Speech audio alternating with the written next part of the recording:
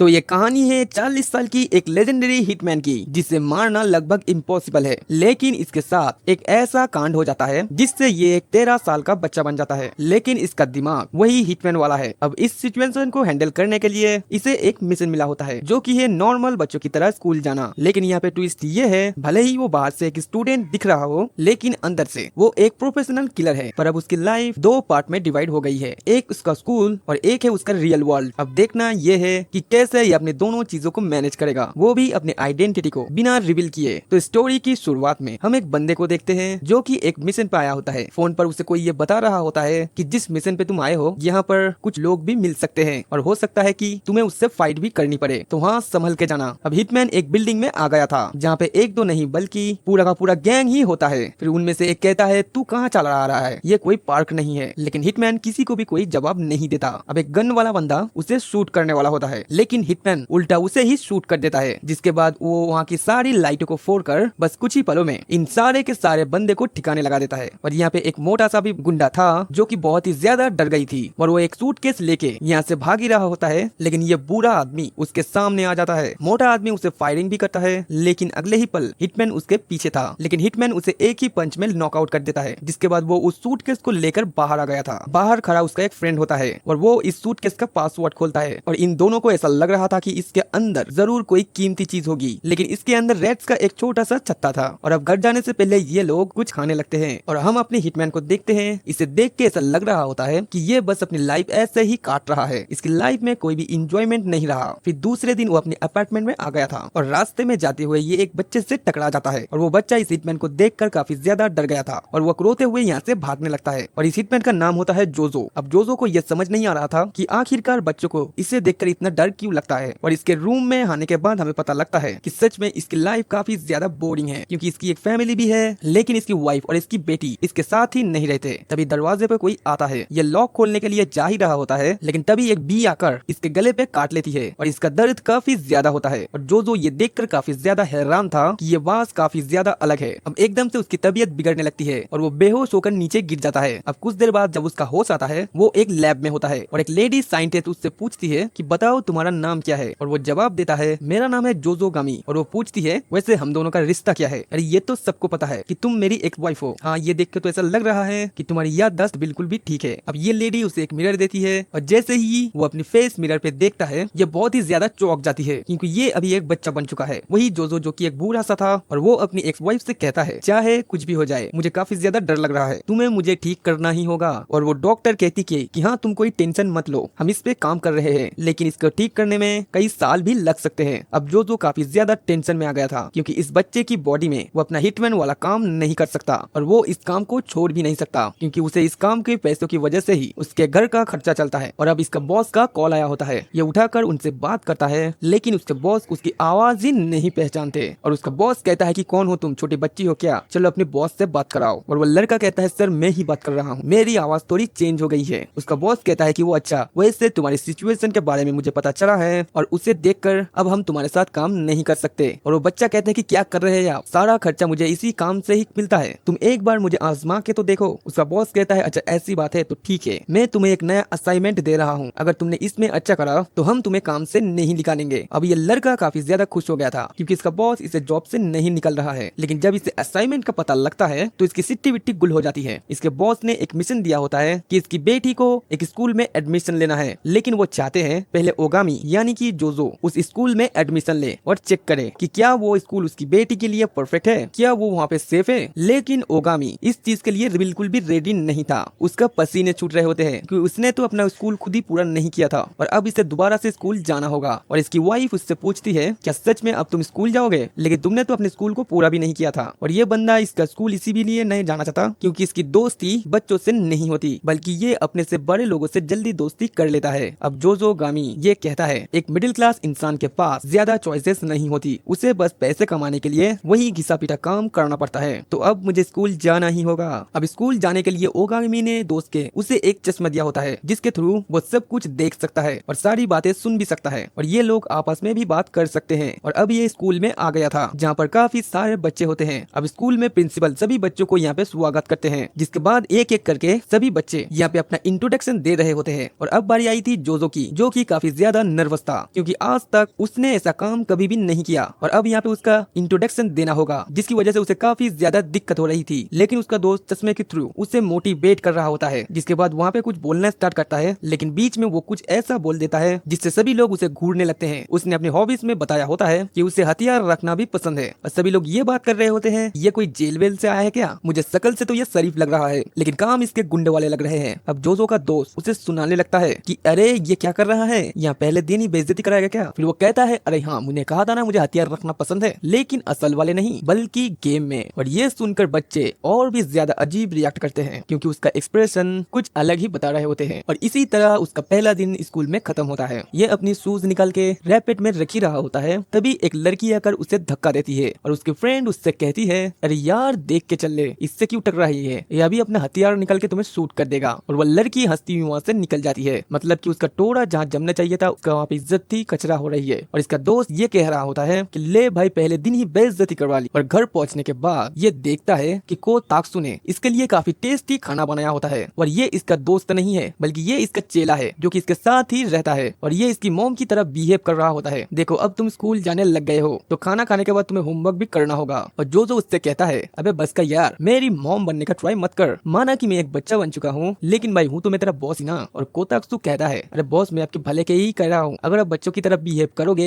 तो कोई भी आपको पहचानेगा ही नहीं और आपके लिए अच्छा ही होगा। फिर अगले दिन हम स्कूल का सीन देखते हैं जहाँ पे जोजो की मैच की क्लास चल रही होती है और इसके कुछ भी पल्ले ही नहीं पड़ रहा था और बैठा बैठा ये सोच रहा होता है अरे यार इससे सही तो मेरी हिटमैन वाली ही लाइफ थी, कम से कम मैं कुछ न कुछ करके पैसे तो कमा लिया करता था, यहाँ तो मेरे कुछ घंटे ही पल्ले नहीं पड़ रहा है। और शुरू से ही इसे पढ़ना लिखना पसंद नहीं है, लेकिन उस वास के काटने के बाद इसकी बॉडी में काफी सारे चेंजेस आए हैं। इसकी सोचने समझने की पावर काफी ज्यादा बढ़ चुकी है और जैसे ही ये बोर्ड की तरफ देखता है इसे सारा कुछ आसानी से समझ आ जाता है और अब इसे पढ़ाई में भी मजा आने लगता है और उसे सारे ही सब्जेक्ट काफी आसानी से समझ आ रहा होता है। और जब भी उसे फ्री टाइम मिलता है तो वो अपनी पुरानी लाइफ को साइंस से कंपेयर करता है कि जब भी वो बुलेट फायर करता था तो उस पर क्या क्या हुआ करता था और क्या चीज कैसी चलती थी। और वो इस चीज का अफसोस कर रहा था कि पहले वो क्यों नहीं पढ़ा, क्योंकि पढ़ाई तो काफी ज्यादा बढ़िया चीज है। फिर हम रात को उसका घर का सीन देखते हैं जहाँ पे कोताक्सु खाने के लिए जोजो को बुलाने के लिए आता है, लेकिन वो देखता है उसका बॉस तो यहाँ पे पढ़ाई कर रहा है और जोजो उससे कहता है अबे यार मुझे परेशान मत करो, मुझे अपना होमवर्क करना है और हाँ कल की क्लास के लिए तैयारी भी करना है। अब कोताक्सु को समझ नहीं आता कि इसके बॉस के साथ आखिर हुआ क्या है। कल तो ये पढ़ाई से भाग रहा था, आज ये खुद ही सारा कुछ कर रहा है और ऐसे ही ये नॉर्मल डेज की तरह अब अगले दिन भी अपने स्कूल जाता है। लेकिन आज स्कूल में कुछ ऐसा होता है जो कि उसने सोचा भी नहीं था। बाहर हम एक नंगे आदमी को देखते हैं जिसने पांडा वाला मास्क पहना होता है और ये यहाँ पे लोगों को मार रहा होता है। सभी टीचर स्टूडेंट को अंदर जाने के लिए कहता है क्योंकि ये उन्हें भी परेशान कर रहा होता है। जिसके बाद ये बंदा कुछ लड़कियों को देखता है जो कि इसकी वीडियो बना रही थी। अब ये उनके पास आकर अपने अंडरवेयर पे हाथ रख लेता है। उन्हें ऐसा लगता है कि जब वो उनके सामने पूरा ही नंगा हो जाएगा। वहीं जोजो और उसका दोस्त ये सारा कुछ देख रहे होते हैं और ये वही लड़कियां थी जिन्होंने जोजो का मजाक बनाया होता है। कोताक्सु उसे मना करता है कि तुम्हें इनकी हेल्प नहीं करनी, इन्हें ऐसे ही रहने दो, लेकिन वो ठरकी इनके सामने गलत गलत हरकतें कर रहा होता है। अरे इनके बराबर तो मेरी लड़कियां हैं, मुझे इनकी हेल्प करनी ही होगी। वो उस बंदे के सामने एक बॉक्स फैलता है और 3-4 बुलेट वहाँ पे फायर कर देता है जिससे यहाँ पे धुआं धुआं हो गया था। फिर वो वहाँ पे जाके एक जोरदार पंच मारता है, लेकिन इससे उस बंदे को कुछ भी नहीं होता क्योंकि जोजो अब एक बच्चा है तो भाई तू से तो थोड़ा बहुत जोर लगाना पड़ेगा। जिसके बाद ये ठरकी अपने अंडरवेयर से एक बॉम्ब निकाल लेता है और जोजो वो बॉम्ब देखकर कहता है अभी ठरकी ये बॉम्ब रखने के लिए तुम्हें और कोई जगह नहीं मिली, और वो उसके अंडे फोड़ देता है और वो बॉम्ब साइड में फेंक देता है। और ऐसे ही उसने इस लड़कियों को बचा लिया था। वो लड़कियां इसे सामने देखती है और इससे पूछती है जोजो क्या तुमने हमारी जान बचाई? और वो लड़का कहता है नहीं मैं तो अभी आया हूँ। अब ये आदमी यहाँ पे अपने अंडे पकड़ के पड़ा हुआ है। सारे लोग काफी ज्यादा हंस रहे होते हैं और ये न्यूज सारी जगह फैल गई थी। जोजो की एक्स वाइफ भी ये न्यूज देख रही थी और वो ये देखकर काफी ज्यादा खुश थी। अब अगले दिन सभी बच्चे उन क्लास का अनऑफिशियल व्हाट्सएप ग्रुप बनाने की कोशिश करते हैं जैसे कि सभी का होता है, आपका भी होगा ही। और यहाँ पे कुछ बच्चे भी थे जो कि जोजो को पसंद नहीं करते तो वो उसे ऐड करने से मना करता है। लेकिन वो दो लड़कियां जिसे जोजो ने बचाया था वो उसके पास जाके उससे ये पूछने लगती है कि हम एक व्हाट्सएप ग्रुप बना रहे हैं, क्या तुम उस पर ज्वाइंट होना चाहोगे? लेकिन जोजो सोचता है अबे इनको ज्वाइन करके मैं क्या करूंगा, वैसे भी मैं इनसे बात कहाँ करूंगा। लेकिन फिर भी वो उनका मान रखने के लिए हाँ बोल देता है। अब जैसे ही वो घर जाता है वो देखता है कि उसके फोन पे काफी सारे नोटिफिकेशन आई हुई है और सारे लोग यहाँ पे बातें करने में लगे हुए हैं और वो काफी ज्यादा परेशान हो गया था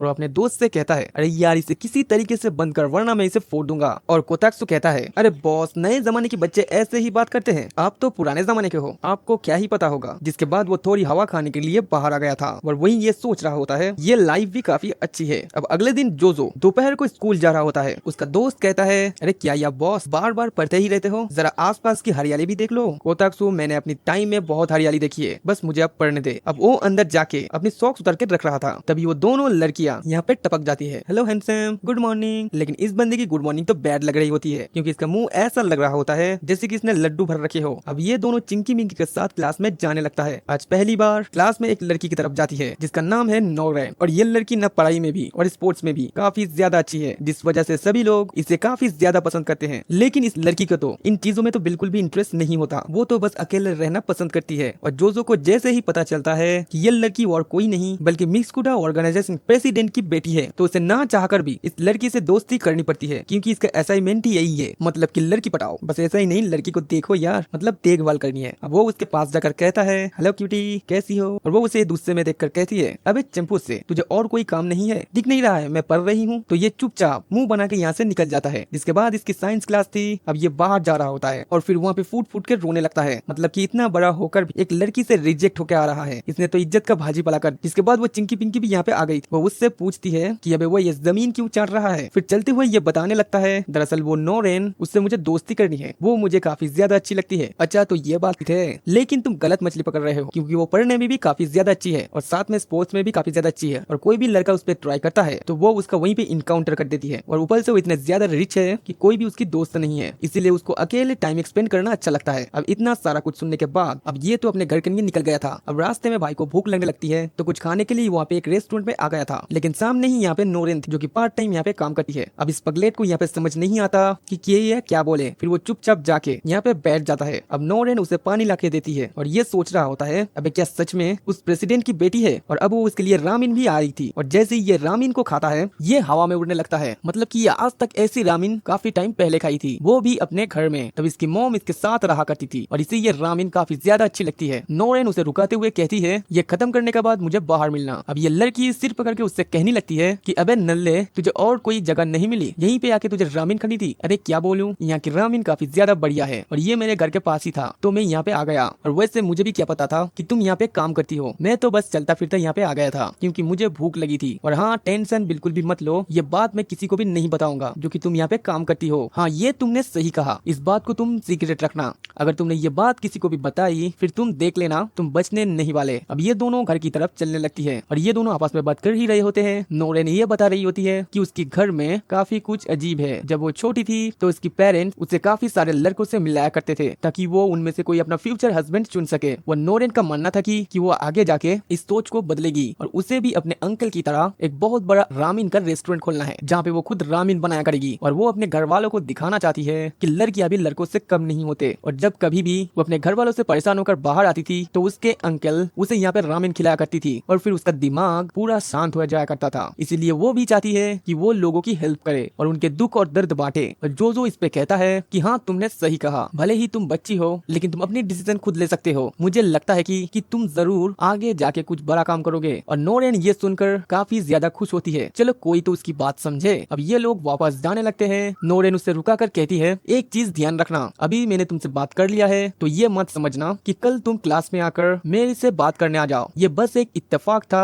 ठीक है? इसके बाद ये दोनों अपने अपने घर जाने लगते हैं। लेकिन तभी हम यहाँ पे नोटिस करते हैं कि ये काले कलर की गार्ड इस लड़की का पीछा कर रही है और अचानक से वो इसे किडनैप कर लेता है। जोजो भी यहाँ पे कुछ भी नहीं कर पाता। तभी उसका दोस्त इसे ये बताता है कि मैं इसकी नंबर प्लेट चेक कर रहा हूँ, लेकिन ये भी फेक है। तभी जोजो की नजर एक बड़ी सी टावर पे जाती है और वो भागते हुआ उसके ऊपर चढ़ने लगता है। अब ऊपर आने के बाद वो चारों तरफ उस गार्ड को ढूंढ रहा होता है और जैसे ही उसे वो गार्ड दिखती है वो एक ट्रैकर उस पे लगा देता है, जिससे उसका लोकेशन अपने फोन पे दिख रही थी और वो अपने एक ट्रक पे जंप लेकर वहाँ से निकल जाता है। हम देखते हैं कि कुछ किडनैपर्स ने उस लड़की को यहाँ पे किडनैप कर लिया है और एक जगह पे रखा हुआ है। तब इनमें से एक बंदा कहता है, अरे यार क्या माल है, मुझे तो ये हाई स्कूल की लड़की नहीं लगती, ये तो काफी ज्यादा मेच्योर है, काश मैं इसके साथ शादी कर पाता। तभी यहाँ पे इनका एक बॉस आता है और वो उसे लात मारकर उसे फेंक देता है और वो नोलन से कहता है कि तुम घबराओ मत, मैं इसे खत्म कर दूंगा, बस तुम मुझे उस ड्रग का फॉर्मूला बता दो जो तुम्हारे मॉम और डैड ने इन्वेंट किया है। लेकिन लोनेन कहती है कि उसे इसके बारे में कुछ भी नहीं पता और वो बार बार इसी के बारे में पूछ रहा होता है और लोनेन भी यहाँ पे कुछ नहीं बताती। ये बंदा समझ गया था कि वो ऐसे तो कुछ भी नहीं बताने वाली और इस बंदे को इसकी कमजोरी पता थी, तो वो उससे कहता है, अगर तुमने वो फॉर्मूला मुझे नहीं बताया तो मैं तुम्हारी अंकल को 2 हिस्सों में काट दूंगा। लेकिन तभी अचानक जोजो यहाँ पे पहुंच जाता है और वो आते ही इन किडनैपर की बॉस को खत्म कर देता है और इसने लोलेन का फेस भी ढक दिया था ताकि उसका आइडेंटिटी रिवील ना हो। अब इन सारे गुंडों ने उस पे फायर करने के लिए गन्स निकाल ली थी, लेकिन जोजो उन सबसे पहले सबको खत्म कर देता है। अब वो नोलन से कहता है कि चलो मैं तुम्हें एक राइड पे ले जाता हूँ। अब वो एक नोलन को ट्रॉली पे बिठाकर यहाँ से बाहर ले जाने लगता है। रास्ते में एक बंदा आता है और ये एक ही किक में उसे सेट कर देता है। ऐसे ही बाहर जाते जाते बहुत सारे बंदे आ रहे थे और ये सबको ही ठिकाने लगाते हुए जा रहा होता है और कुछ ही देर में ये सब किडनैपर्स को मारकर बाहर आ गया था। लॉरेन एक ट्रॉली पे बैठी थी और बाहर आते आते उसका सर भी घूम गया है और उसे चक्कर आने लगता है कि कोई प्लीज मुझे नीचे वो आधार दो। लेकिन बाहर आने के बाद ये देखता है उस किडनैपर का बॉस अभी भी जिंदा है और वो गार्ड लेकर इन्हीं की तरफ आ रहा है। जो उस लड़की को वहाँ से साइड हटाता है और उस ट्रॉली को लेकर उस गार्ड की तरफ फेंक देता है, जिससे यहाँ पे गार्ड पलट जाती है और ये बंदा यहीं पे मारा जाता है। और फिर जो नोलन को कुछ सुंघा के वहाँ पे बेहोश कर देता है। फिर उसे याद आता है कि उसके पास एक बुक भी थी, शायद वो अंदर रह गई है, उसे वो वापस लानी होगी वरना काफी बड़ी गड़बड़ हो सकती है। फिर हम जोजो को मैथ्स की क्लास में देखते हैं और यहाँ पे इसे मैथ्स कुछ भी समझ में नहीं आ रहा होता है क्योंकि इसे इसका बेसिक भी क्लियर नहीं है और यहाँ पे इसे हर क्लिनिक के लिए अपनी एक्स वाइफ को कॉल लगाता है, लेकिन इसकी एक्स वाइफ इसे साफ मना कर देती है। जोजो देखो मैं अभी काफी ज्यादा बिजी हूँ, क्यों ना तुम अपनी टीचर की हेल्प लो, वो तुम्हारी मदद कर देंगे। जोजो कहता है कि तुम्हें नहीं लगता कि वो मेरे से काफी ज्यादा छोटा है, तो अगर मैं उससे हेल्प लूंगा तो ये कुछ सही नहीं बैठेगा, कि लगता है मुझे यार मुझे ही कुछ करना होगा। जिसके बाद वो पढ़ने के लिए लाइब्रेरी चला जाता है, लेकिन यहाँ पर भी उसे कुछ भी समझ नहीं आ रहा था। तभी यहाँ पे एक लड़का आता है और वो जोजो से पूछता है कि हे तुम्हें क्या हुआ, तुम ऐसे क्यों बैठे हो। जिसपे जोजो जवाब देता है मैंने वैसे तुम्हें यहाँ पे कभी देखा नहीं है, लेकिन शायद तुम्हारा नाम सिडासी है। कि हाँ तुमने सही कहा, मेरा नाम सिडासी ही है और मैं तुम्हारा ही क्लासमेट हूँ। वैसे तुम मुझे काफी ज्यादा परेशान लग रहे हो, बताओ तो ये दिक्कत है क्या। और जोजो उसे सारा कुछ समझाने लगता है क्योंकि सिडासी काफी ज्यादा इंटेलिजेंट था, तो वो उसे मैथ समझाने लगता है और वो उसे बेसिक रूल्स भी बताता है जो कि मैथ्स में अप्लाई होता है। और जोजो को ये सारा कुछ समझ आ रहा होता है और ऐसे ही वो सारे क्वेश्चन को सॉल्व कर लेता है। और जोजो को ये देखकर काफी ज्यादा अच्छा लगता है और वो उसे शुक्रिया अदा करता है। जिसके बाद ये दोनों अब ये अच्छे दोस्त बन गए हैं और जोजो के यहाँ पे मैथ्स के जितने भी बेसिक थे वो अब क्लियर हो चुके हैं। अब उसकी मैथ्स भी स्ट्रॉन्ग होने लग गई है। अब कुछ दिनों बाद इसके स्कूल में एक टेस्ट होता है जिसमें जोजो के पूरे नंबर आए होते हैं। ये देखकर वो काफी ज्यादा खुश होते हैं और वो सिरासी के पास जाके उसे शुक्रिया अदा करता है क्योंकि उसकी वजह से ही ये सारा कुछ हो पा रहा है। सिरासी कहता है अरे कोई बात नहीं, तुम मेरे दोस्त हो, मैं तुम्हारे लिए इतना तो कर ही सकता हूँ। अब स्कूल के बाद ये दोनों खाना खाने के लिए एक रेस्टोरेंट में आ जाते हैं। सिरासी जाता हुआ अपने ड्रिंक किसी बंदे की लैपटॉप में गिरा देती है। उस बंदे को ये देखकर काफी ज्यादा गुस्सा आता है, लेकिन सिरासी उससे माफी मांगता हुआ यहाँ से चला जाता है। अब ये लोग यहाँ पे टेबल पे आके बैठ गए थे, अब क्या ऑर्डर करना है ये सोच रहे होते हैं। सिरासी यहाँ पे जोजो को बता रहा होता है कि उसकी लाइफ कैसी थी। दरअसल जब वो छोटा था तो उसकी मॉम तभी गुजर गई थी, उसके बाद उसकी दादी ने ही उसका देखभाल की है, लेकिन अब वो अभी बूढ़ी हो रही है। लेकिन ये चाहता है कि कुछ ऐसे लोग रहे जो कि उसकी केयर भी करे और इसे पसंद भी हो। तभी पीछे से वो बंदा आकर उसकी बेइज्जती करता है। अबे तुम दोनों ढक्कन हो क्या बातें कर रहे हो, ऐसा आज के टाइम में कुछ भी नहीं होता, सब लोग सेल्फिश है, सारे अपने ही काम में लगते हैं, कोई तेरे पास आके तेरी केयर नहीं करेगा। ये सुनकर जोजो को काफी ज्यादा बुरा लगता है। सिडासी उसे शांत कराता है, नहीं नहीं रुको, और ये बंदा जोजो का भी बेइज्जती करने लगता है। फिर वो आदमी कहता है अबे वो डबल बैटरी तेरी अभी चार्ज कर दूंगा यहीं पे। अब ये सुनकर सिडासी को गुस्सा आता है और वो खड़ा हो जाता है। अबे वो सुन, चुप हो जा साथ फेल, वरना मैं तेरी मुंह में मार दूंगा। अब ये दोनों यहाँ पे लड़ रहे होते हैं। सभी लोग इन्हें देख रहे थे क्योंकि ये एक फैमिली रेस्टोरेंट होता है और यहाँ पे बैठे हुए सभी लोग इस बंदे को ही सुनाने लगते हैं। इतनी बेइज्जती के सुनने के बाद इस बंदे को यहाँ से जाने लगता है। अब शाम होने के बाद ये दोनों यहाँ से जा रहे होते हैं और इन्होंने मस्त खाना भी खा लिया होता है। तभी हम उस छपरी को देखते हैं जो कि साइकिल लेकर उनका पीछा कर रहे थे। जोजो अपने बैग से कंपास निकलता है और इसकी साइकिल में फेंक मारता है, इससे इसकी साइकिल का टायर में अटक जाता है और ये बंदा सीधा उड़ता हुआ पानी में जाके गिरता है। ये सुनकर सिडासी कहता है क्या पानी में कुछ गिरा है, कि जोजो कहता है अरे कुछ नहीं, ये तो बस किसी ने पत्थर फेंका है। फिर हम जोजो का पास्ट का सीन देखते हैं जहाँ पे वो अपनी बेटी से बात करने की ट्राई करता है, लेकिन तभी अचानक उसकी बॉस का फोन आता है और उसे काम के लिए यहाँ से जाना पड़ता है। फिर प्रेजेंट में जोजो अब सो रहा होता है, उसे ये सपना आ रहा था कि वो अपनी बेटी से बात कर रहा है, लेकिन जैसे इसका दोस्त इसके रूम में एंटर करता है वो देखता है इसका रूम काफी ज्यादा गंदा है, मतलब कि चारों तरफ किताबें और कचरा ही पड़ा हुआ है। और कोतासु अपने बॉस से कहता है बॉस ये क्या हालत बनाई हुई है अपनी, इससे अच्छा तो जानवर रहते हैं। और भाई जोजो इसे ऐसे जवाब देता है कि ये बंदा भी सोच में पड़ जाता है। वो बोलता है अबे यार ये काम मर्दों के नहीं है, ये सारा कुछ तो बस औरतें करती है। और कोतासु सोचता है औरतों का काम है सफाई करना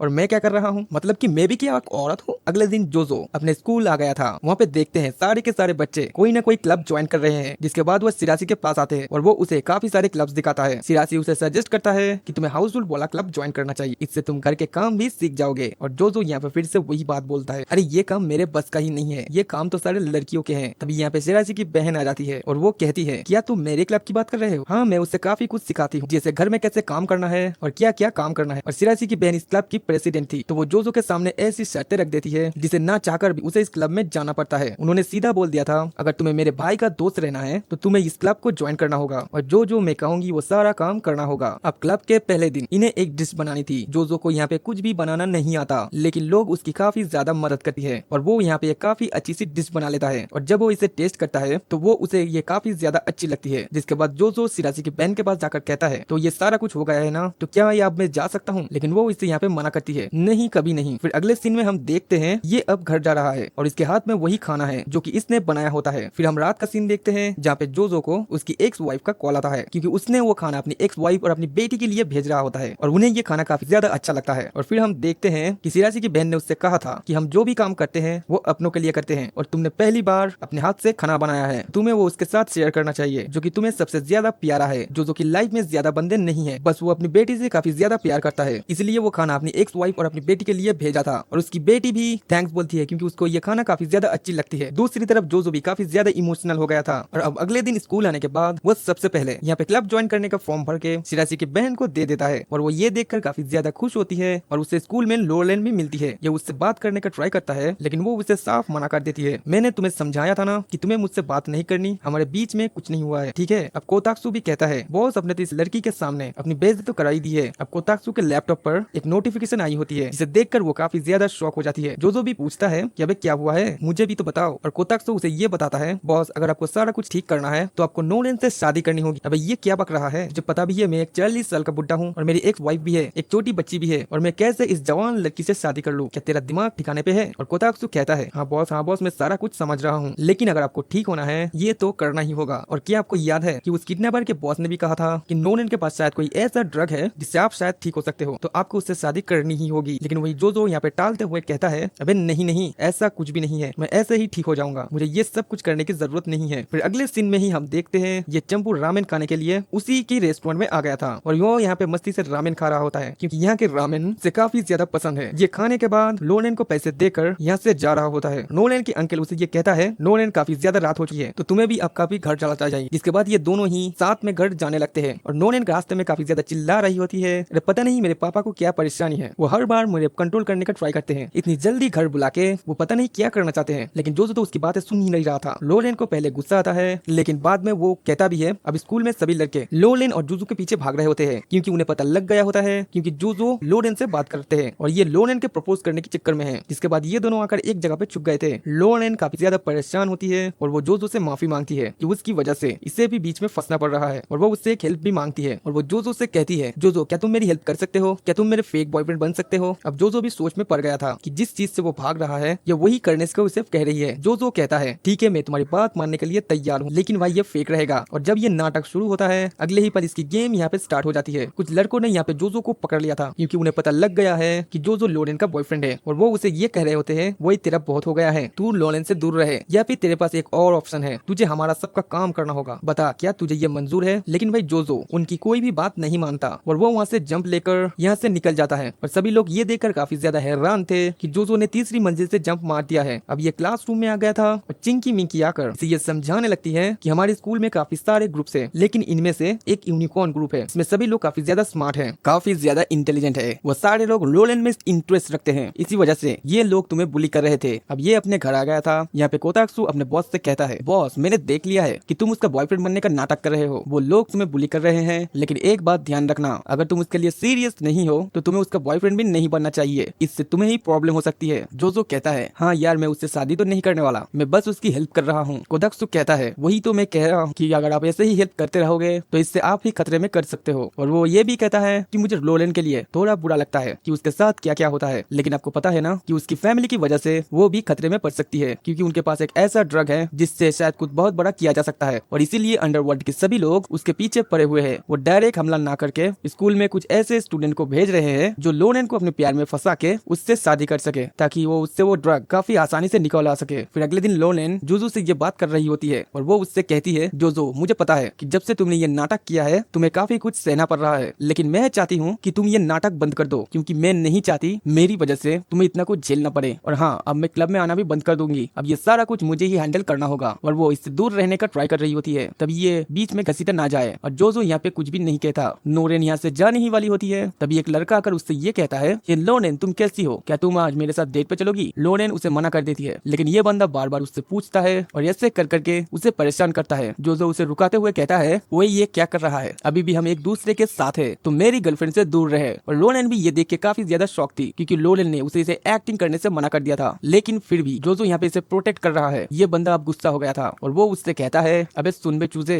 तेरे जैसा मरियल इसे क्या ही प्रोटेक्ट करेगा, देख मैं भी तो जिम भी जाता हूँ और मैं आसानी से इसे प्रोटेक्ट कर सकता हूँ। जोजो कहता है, हम दोनों अभी भी रिलेशन में है तो तुम्हें बीच में आने की जरूरत नहीं है। जिसके बाद ये बंदा अपनी पावर दिखाने के लिए जोजो पे अटैक करता है, लेकिन जोजो एक ही हाथ से उसकी पंच को रोक लेता है। ये देखकर सभी लोग काफी ज्यादा हैरान थे क्योंकि सामने वाला बंदा काफी टाइम से जिम जा रहा है और बहुत ज्यादा ट्रेनिंग करता है, लेकिन जोजो ने आसानी से उसकी पंच को रोक लिया और लोरेन यहाँ पे उससे इंप्रेस हो जाती है। अब अगले दिन लोरेन जोजो से ये पूछती है, हे तुम्हें क्या हुआ है, तुमने कल उस लड़के को काफी आसानी से रोक लिया, कहीं तुमने कोई टॉनिक तो नहीं पी लिया जिससे तुम्हारे अंदर सुपर पावर आ गई। जोजो कहता है, अरे नहीं नहीं ऐसा कुछ भी नहीं है, वो तो बस मेरा लक था, वो गलती से मैंने उसका पंच रोक लिया, ऐसा कुछ भी नहीं है। लेकिन लोरेन को यहाँ पे कुछ गड़बड़ लग रही थी, जिसके बाद वो उसको बताती है, दरअसल मेरे डैड ने मुझे एक पेन भेजा है ताकि मैं उसे ये दे सकूं जिसे मैं डेट कर रही हूँ, और ये एक फाउंटेन पेन होता है जो कि वो जोजो को दे दी है। अब इनको ये समझ नहीं आता है कि इसके डैड ने इन्हें ये पेन क्यों भेजा, जरूर इसके पीछे कुछ न कुछ मतलब होगा। अब ये तो आगे जाके ही पता लगेगा। फिर हम क्लासरूम में एक नए ट्रांसफर स्टूडेंट को देखते हैं जिसका नाम है शिन, जो कि देखने में थोड़ा सा स्मार्ट लग रहा होता है और हाँ थोड़ा सा इंटेलिजेंट भी, लेकिन जब ये अपना इंट्रोडक्शन देने लगता है तो इसका चाल ढाल इसका चेंज हो जाता है। ये पूरा कंफ्यूज हो गया था, इसे समझ में नहीं आ रहा था कि इससे करना क्या है। जैसे कि कोई बंदा एकदम से पगला जाता है वैसे ही इस बंदे के साथ हो रहा था। तो टीचर इसे बैठने के लिए कहता है, अबे बस बे बस, अब हो गई तेरी एक्टिंग, अब जाके सीधा सीट पे बैठ जा। इस टेम्पो का तो और पहले ही माइनस में चला गया। जिसके बाद अब ये लोरेन के साइड में जाके बैठ जाता है और अब इसकी और भी ज्यादा सुलगने लगती है। मतलब कि इसे समझ ही नहीं आ रहा था कि एक लड़की के साइड में बैठ के इसे क्या करना चाहिए। ये यहाँ पर वर्ड भी एक्टिंग करता है। अब ये कंफ्यूज था कि इसे बोलना क्या है। इसके बाद वो यहाँ पे लेटर पे लिख के लोरेन को देता है जिसमें ये लिखा होता है कि मैं तुम्हें पसंद करता हूँ, प्लीज क्लास के बाद तुम मुझे पार्क में मिलना। मतलब कि जैसी इसकी हरकतें लग रही है, सामने से इसे कुछ बोला नहीं जा रहा। अगर वो ग्राउंड में इससे मिलने के लिए आ गई तो ये कुछ न कुछ गड़बड़ कर देगा, देख लेना। अब उससे मिलने जाने से पहले लोरेन जुजू के पास आई होती है और वो उसे सारा कुछ समझा देती है और उसे अकेले जाने में ठीक नहीं लग रहा होता है और इसलिए वो जुजू को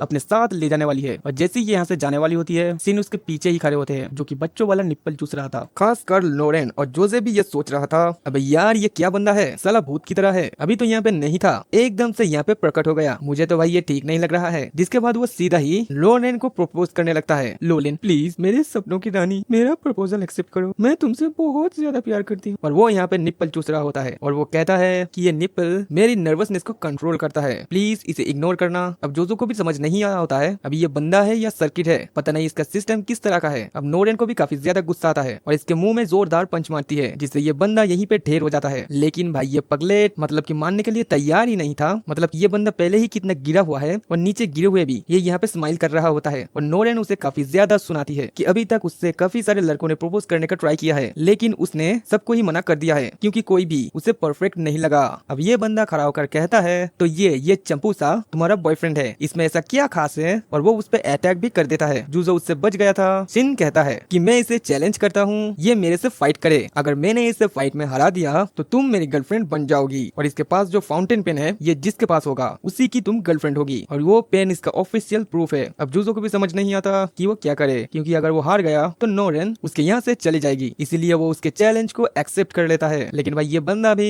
काफी ज्यादा खतरनाक है और हमें ये भी पता लगता है कि ये फाउंटेन पेन जिसकी बंदे के पास होता है तो ये उस लड़की का फियांसे होता है, इसीलिए इस पेन को रखा जाता है और ये एक स्पेशल पेन है। अब सभी लोग इनका मजाक बनाते हैं क्योंकि ये तो अब तो जाने वाला है। अब इनकी बैटल यहाँ पे स्टार्ट होने वाली है। शिन जुजो से कहता है ये नो निप्पल इसे तुम्हें लगा के रखना है, और वो बताता है कि ये डुएल 1 घंटे तक चलने वाला है और जो भी यहाँ पे विनर बनेगा लोरेन उसकी होगी। और ये टर्की लोरेन के पास जाके दोबारा से उसको प्रपोज करता है, लोरेन मैं तुमसे बहुत ज्यादा प्यार करती हूँ, अगर मैं जीत गया तो मैं तुम्हारी गोद में सर रख के सोना चाहता हूँ ठंडी ठंडी हवा में। और इनकी बैटल यहाँ पे स्टार्ट हो गई थी। शिन एक निप्पल लेकर अब जोसेफ के पीछे भाग रहा होता है और 1 घंटे के अंदर उसे ये निप्पल उसके मुंह में लगाना है। अगर उसने ऐसा कर दिया तो वो जीत जाएगा। अगर जोजो उससे बच गया और अगर मुंह में उसका निप्पल नहीं लगा तो जोजो यहाँ पे जीत जाएगा। शिन भाई काफी तेजी से आगे बढ़ता है, लेकिन जोजो भी उसकी सारी अटैक से डॉज कर रहा होता है खुद को, और ये भाई बहुत ज्यादा तेज था। जोजो काफी तेज भाग रहा होता है लेकिन ये उसी का पीछा कर रहा होता है और इसके अटैक भी काफी ज्यादा खतरनाक थे। लोग भी ये देखकर काफी ज्यादा शॉक थे कि ये दोनों एक लड़की के पीछे पागल हो गए हैं। कभी ये क्लास में जाते, कभी ये बाहर लड़ते, और ऐसे ही वो उसका पीछा करते हुए एक रूम में आ गया था। यहाँ पे भी वो उसके मुंह में निप्पल डालने का सोच रहा है, लेकिन ये एक मूर्ति के मुंह में डाल देता है। जिसके बाद ये एक और रूम में आ गए थे। वही शिन इसका पीछा नहीं छोड़ रहा होता है, वो लगातार इस पे अटैक कर रहा होता है, लेकिन जोजो भी काफी ज्यादा तेज था। शिन उसे ये कहता है, लोरेन से मैं तुमसे ज्यादा प्यार करता हूँ, मेरी फीलिंग तुमसे ज्यादा स्ट्रॉन्ग है, तुम्हें क्या लगता है कि तुम्हारी फीलिंग लोरेन के लिए ज्यादा स्ट्रॉन्ग है? अब यहाँ पे जोजो ये सुन के सोचने लगता है, अभी ये क्या कह रहा है, मैंने तो ऐसा कभी सोचा ही नहीं है। और लोरेन नोलन का तो मैंने अपनी गर्लफ्रेंड बनाने के बारे में कभी सोचा ही नहीं था। मेरा तो एक वाइफ है और एक बच्ची भी है जो कि इसी की एज की है। मैं ऐसा कैसे सोच सकता हूँ, ये तो गलत होगा। फिर हम बाहर का सीन देखते हैं। अब टाइम यहाँ पे खत्म होने वाला है। अब ऐसे ही ये लड़ते हुए बाहर आ गए थे। सभी लोग ये देख रहे होते हैं कि अभी तक जो सेफ है। वही सीन उस पर दोबारा अटैक कर रहा होता है। इस बार तो उसने एक ट्रैप भी बनाया होता है। सभी लोग ये देखकर काफी ज्यादा हैरान थे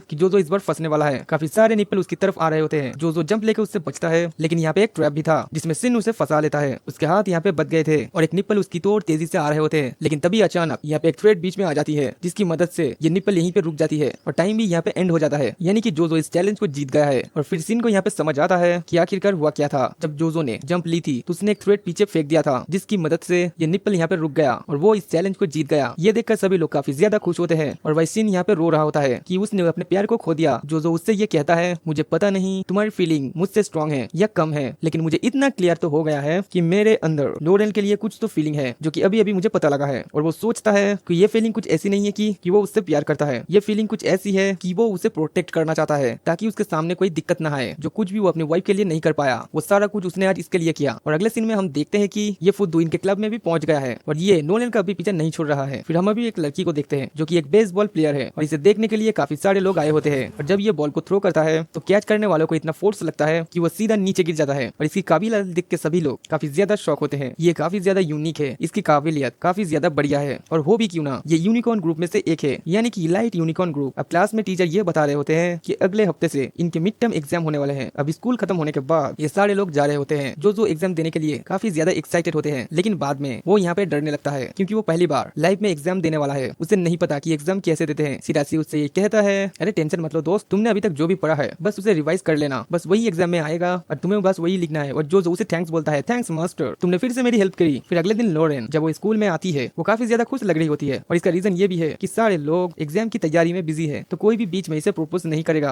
और न ही इसका टाइम वेस्ट करेगा। जिसके बाद हम जोजो को देखते हैं जिसकी हालत ऐसी लग रही होती है कि ये पूरी रात सोया नहीं है, यानी कि ये पढ़ाई कर रहा था। और फिर लंच के टाइम वो ये बता रहा होता है कि वो पूरी रात अपने क्वेश्चन को रिवाइज कर रहा था और इतना टाइम बीत गया कि उसे पता भी नहीं लगा। फिर हम यहीं पर सिन को देखते हैं जो कि जोजो को ऑफर देता हुआ कहता है, ले भाई ये डाल ले मुंह में, इससे तू रिलैक्स हो गया। उसके बाद जोजो घर में आते ही पढ़ने लग जाता है। कुतेसु इसे ये कहता है, आज मुझे कुछ काम है, मुझे बाहर जाना होगा, खाना खाने के लिए तुम मॉम के पास चले जाना। फिर हम नोलन को देखते हैं जो कि रेस्टोरेंट में काम कर रही थी। उसके अंकल ये कहते हैं, बहुत टाइम हो चुका है, जाओ अब तुम घर चले जाओ, तुम्हें एग्जाम के लिए भी तैयारी करनी होगी। अब जैसे ही वो बाहर निकलती है वो देखती है कि जो सामने खड़ा होता है, तब वो उसका पीछा करने लगती है। और यहाँ पर ये एक बार में आया होता है उसके मॉम से मिलने के लिए और नोलन उसे अंदर जाते हुए देखकर काफी ज्यादा शॉक हो गई थी और कहता है कि अभी यार इतना बड़ा ठरकी है, यहाँ पे क्या कर रहा है। अब अंदर हमें एक लड़की को देखते हैं जो कि मर्द जैसी लग रही होती है और यही वो मामा है जो कि यहाँ पे कहती है, मैंने सबको यहाँ पे बताया है कि तुम मेरे भांजे हो, वरना सबको यहाँ पे गलत फैमिली हो सकती थी, लेकिन जब मुझे ये बात पता लगी कि तुम फिर से बच्चे बन गए हो तो मुझे काफी ज्यादा हैरानी हुई थी। फिर यहाँ पे मिस एरी भी पहुंच जाती है, यानी कि इसका एक्स वाइफ, और ये काम तो किसेसु का लग रहा होता है और वो इसे कहती है, तुम्हें देखकर ऐसा लग रहा है कि तुम पूरी पूरी रात पढ़ाई करते हो। इससे पहले तुम जब अपनी ओल्ड एज में थे तुम तो बस अपने काम में ही बिजी रहा करते थे, लेकिन अब तुम काफी ज्यादा बदल गए हो, तो तुम्हें अपने टाइम को एंजॉय करना चाहिए क्योंकि इस वाले टाइम में बच्चों के लिए गलतियां माफ होती है। अब खाना खाने के बाद मामा उससे ये कहती है, वेट को, तू एक जेंटल बॉय है, जा इस लड़की को स्टेशन तक छोड़ के आ। अब ये लोग यहाँ से चले जाते हैं, लेकिन दूसरी बिल्डिंग से लोनेन ये सारा कुछ देख रही होती है और ये देखकर वो काफी ज्यादा शॉक थी। जो अंदर अकेला गया था लेकिन बाहर एक लड़की के साथ आया, वो भी इसकी एज से काफी ज्यादा बड़ी है। अब इनके एग्जाम भी हो चुके हैं और जो इनके लिए काफी ज्यादा एक्साइटेड था, जिसकी वजह से इसे यहाँ पे कुछ गलतियां करती है, लेकिन फिर भी इसके जो नंबर आए हैं वो काफी ज्यादा अच्छे हैं। वही हम सीन को देखते हैं, इसको देख के ऐसा लग रहा होता है इसने तो काम 25 कर दिया है, मतलब कि इसने कुछ भी लिख दिया है और इसका नंबर पता नहीं पास है या फेल है। वही नोरेन जो को ही घूर रही होती है, ये कितना ज्यादा अलग है, इसकी बात है, इसकी पर्सनैलिटी बिल्कुल अंकलों जैसी है। क्या यह सच में हमारे स्कूल का एक लड़का है। इसके बाद ये अब कुकिंग क्लास में आ गए थे, यहाँ पे इन्हें आज सीखना है कपड़ों पे सिलाई करना और जो कहता है कपड़े में बटन लगाना बिल्कुल बिल्कुल ऐसा है जैसे कि बाइक में उसके पार्ट्स लगाना। उसके बाद वो ये करने के लिए बैठ जाता है, लेकिन उससे ये काम हो नहीं रहा होता है। अब नोरेन उसके पास आकर कहती है, देखो ये तो मैं भी नहीं कर पाई, और यहाँ पे वो हंसने लगती, लेकिन काफी ज्यादा मेहनत करने के बाद वो लोग ये कर ही लेते हैं और ये क्लास खत्म होने के बाद ये लोग साथ जा रहे होते हैं। तभी नोरेन की नजर एक लड़के में पड़ती है जो कि इनका सीनियर है और इसका नाम होता है कीटो, और ये यहाँ पे फ्लावर्स को पानी दे रहा होता है और कुछ फ्लावर्स यहाँ पे सनफ्लावर्स भी होते हैं और नोरेन का मूड यहाँ पे काफी ज्यादा अच्छा लग रहा होता है। तो जो पूछता है कि आखिरकार बात क्या है, और वो बताती है दरअसल सीनियर के साथ जिन भी क्लब एक्टिविटी में है वो लोग काफी ज्यादा अच्छे हैं और वो उनको देखकर ये काफी ज्यादा इंस्पायर होती है। वो लोग सिर्फ वही काम करते हैं जो कि उन्हें करना पसंद है और मैं भी काफी ज्यादा खुश हूँ कि मैंने कुकिंग क्लब ज्वाइन किया। अब अगले दिन इन्हें एक टास्क मिला होता है कि इन्हें बेसबॉल टीम के लिए राइस बॉल बनाने हैं, लेकिन तभी एक लड़की यहाँ पे कहती है कि उस टीम में यूनिकॉर्न ग्रुप का एक मेंबर भी है, तो शायद इसकी वजह से मुझे एक प्रॉब्लम भी हो सकती है। और जीसा तो कहती है अगर तुम कंफर्टेबल नहीं हो तो फूड की डिलीवरी करने के लिए हम चले जाएंगे, और फूड की डिलीवरी करने के लिए सारे ही पहुंच गए थे। और अब यहाँ पर वही यूनिकॉर्न ग्रुप का मेंबर आता है जिसका नाम है टेनमैक टेंडो और इसका हाइट भी काफी ज्यादा लंबी है और ये राइस बॉल खाने के बाद इससे बात करने के लिए आया होता है। अरे वाह यार, तुम्हारे चर्चे तो पूरी दुनिया नाम है, काफी अच्छी जम रही है तुम्हारी। वैसे मैं तुम्हारे साथ कंपटीशन करना चाहूंगा।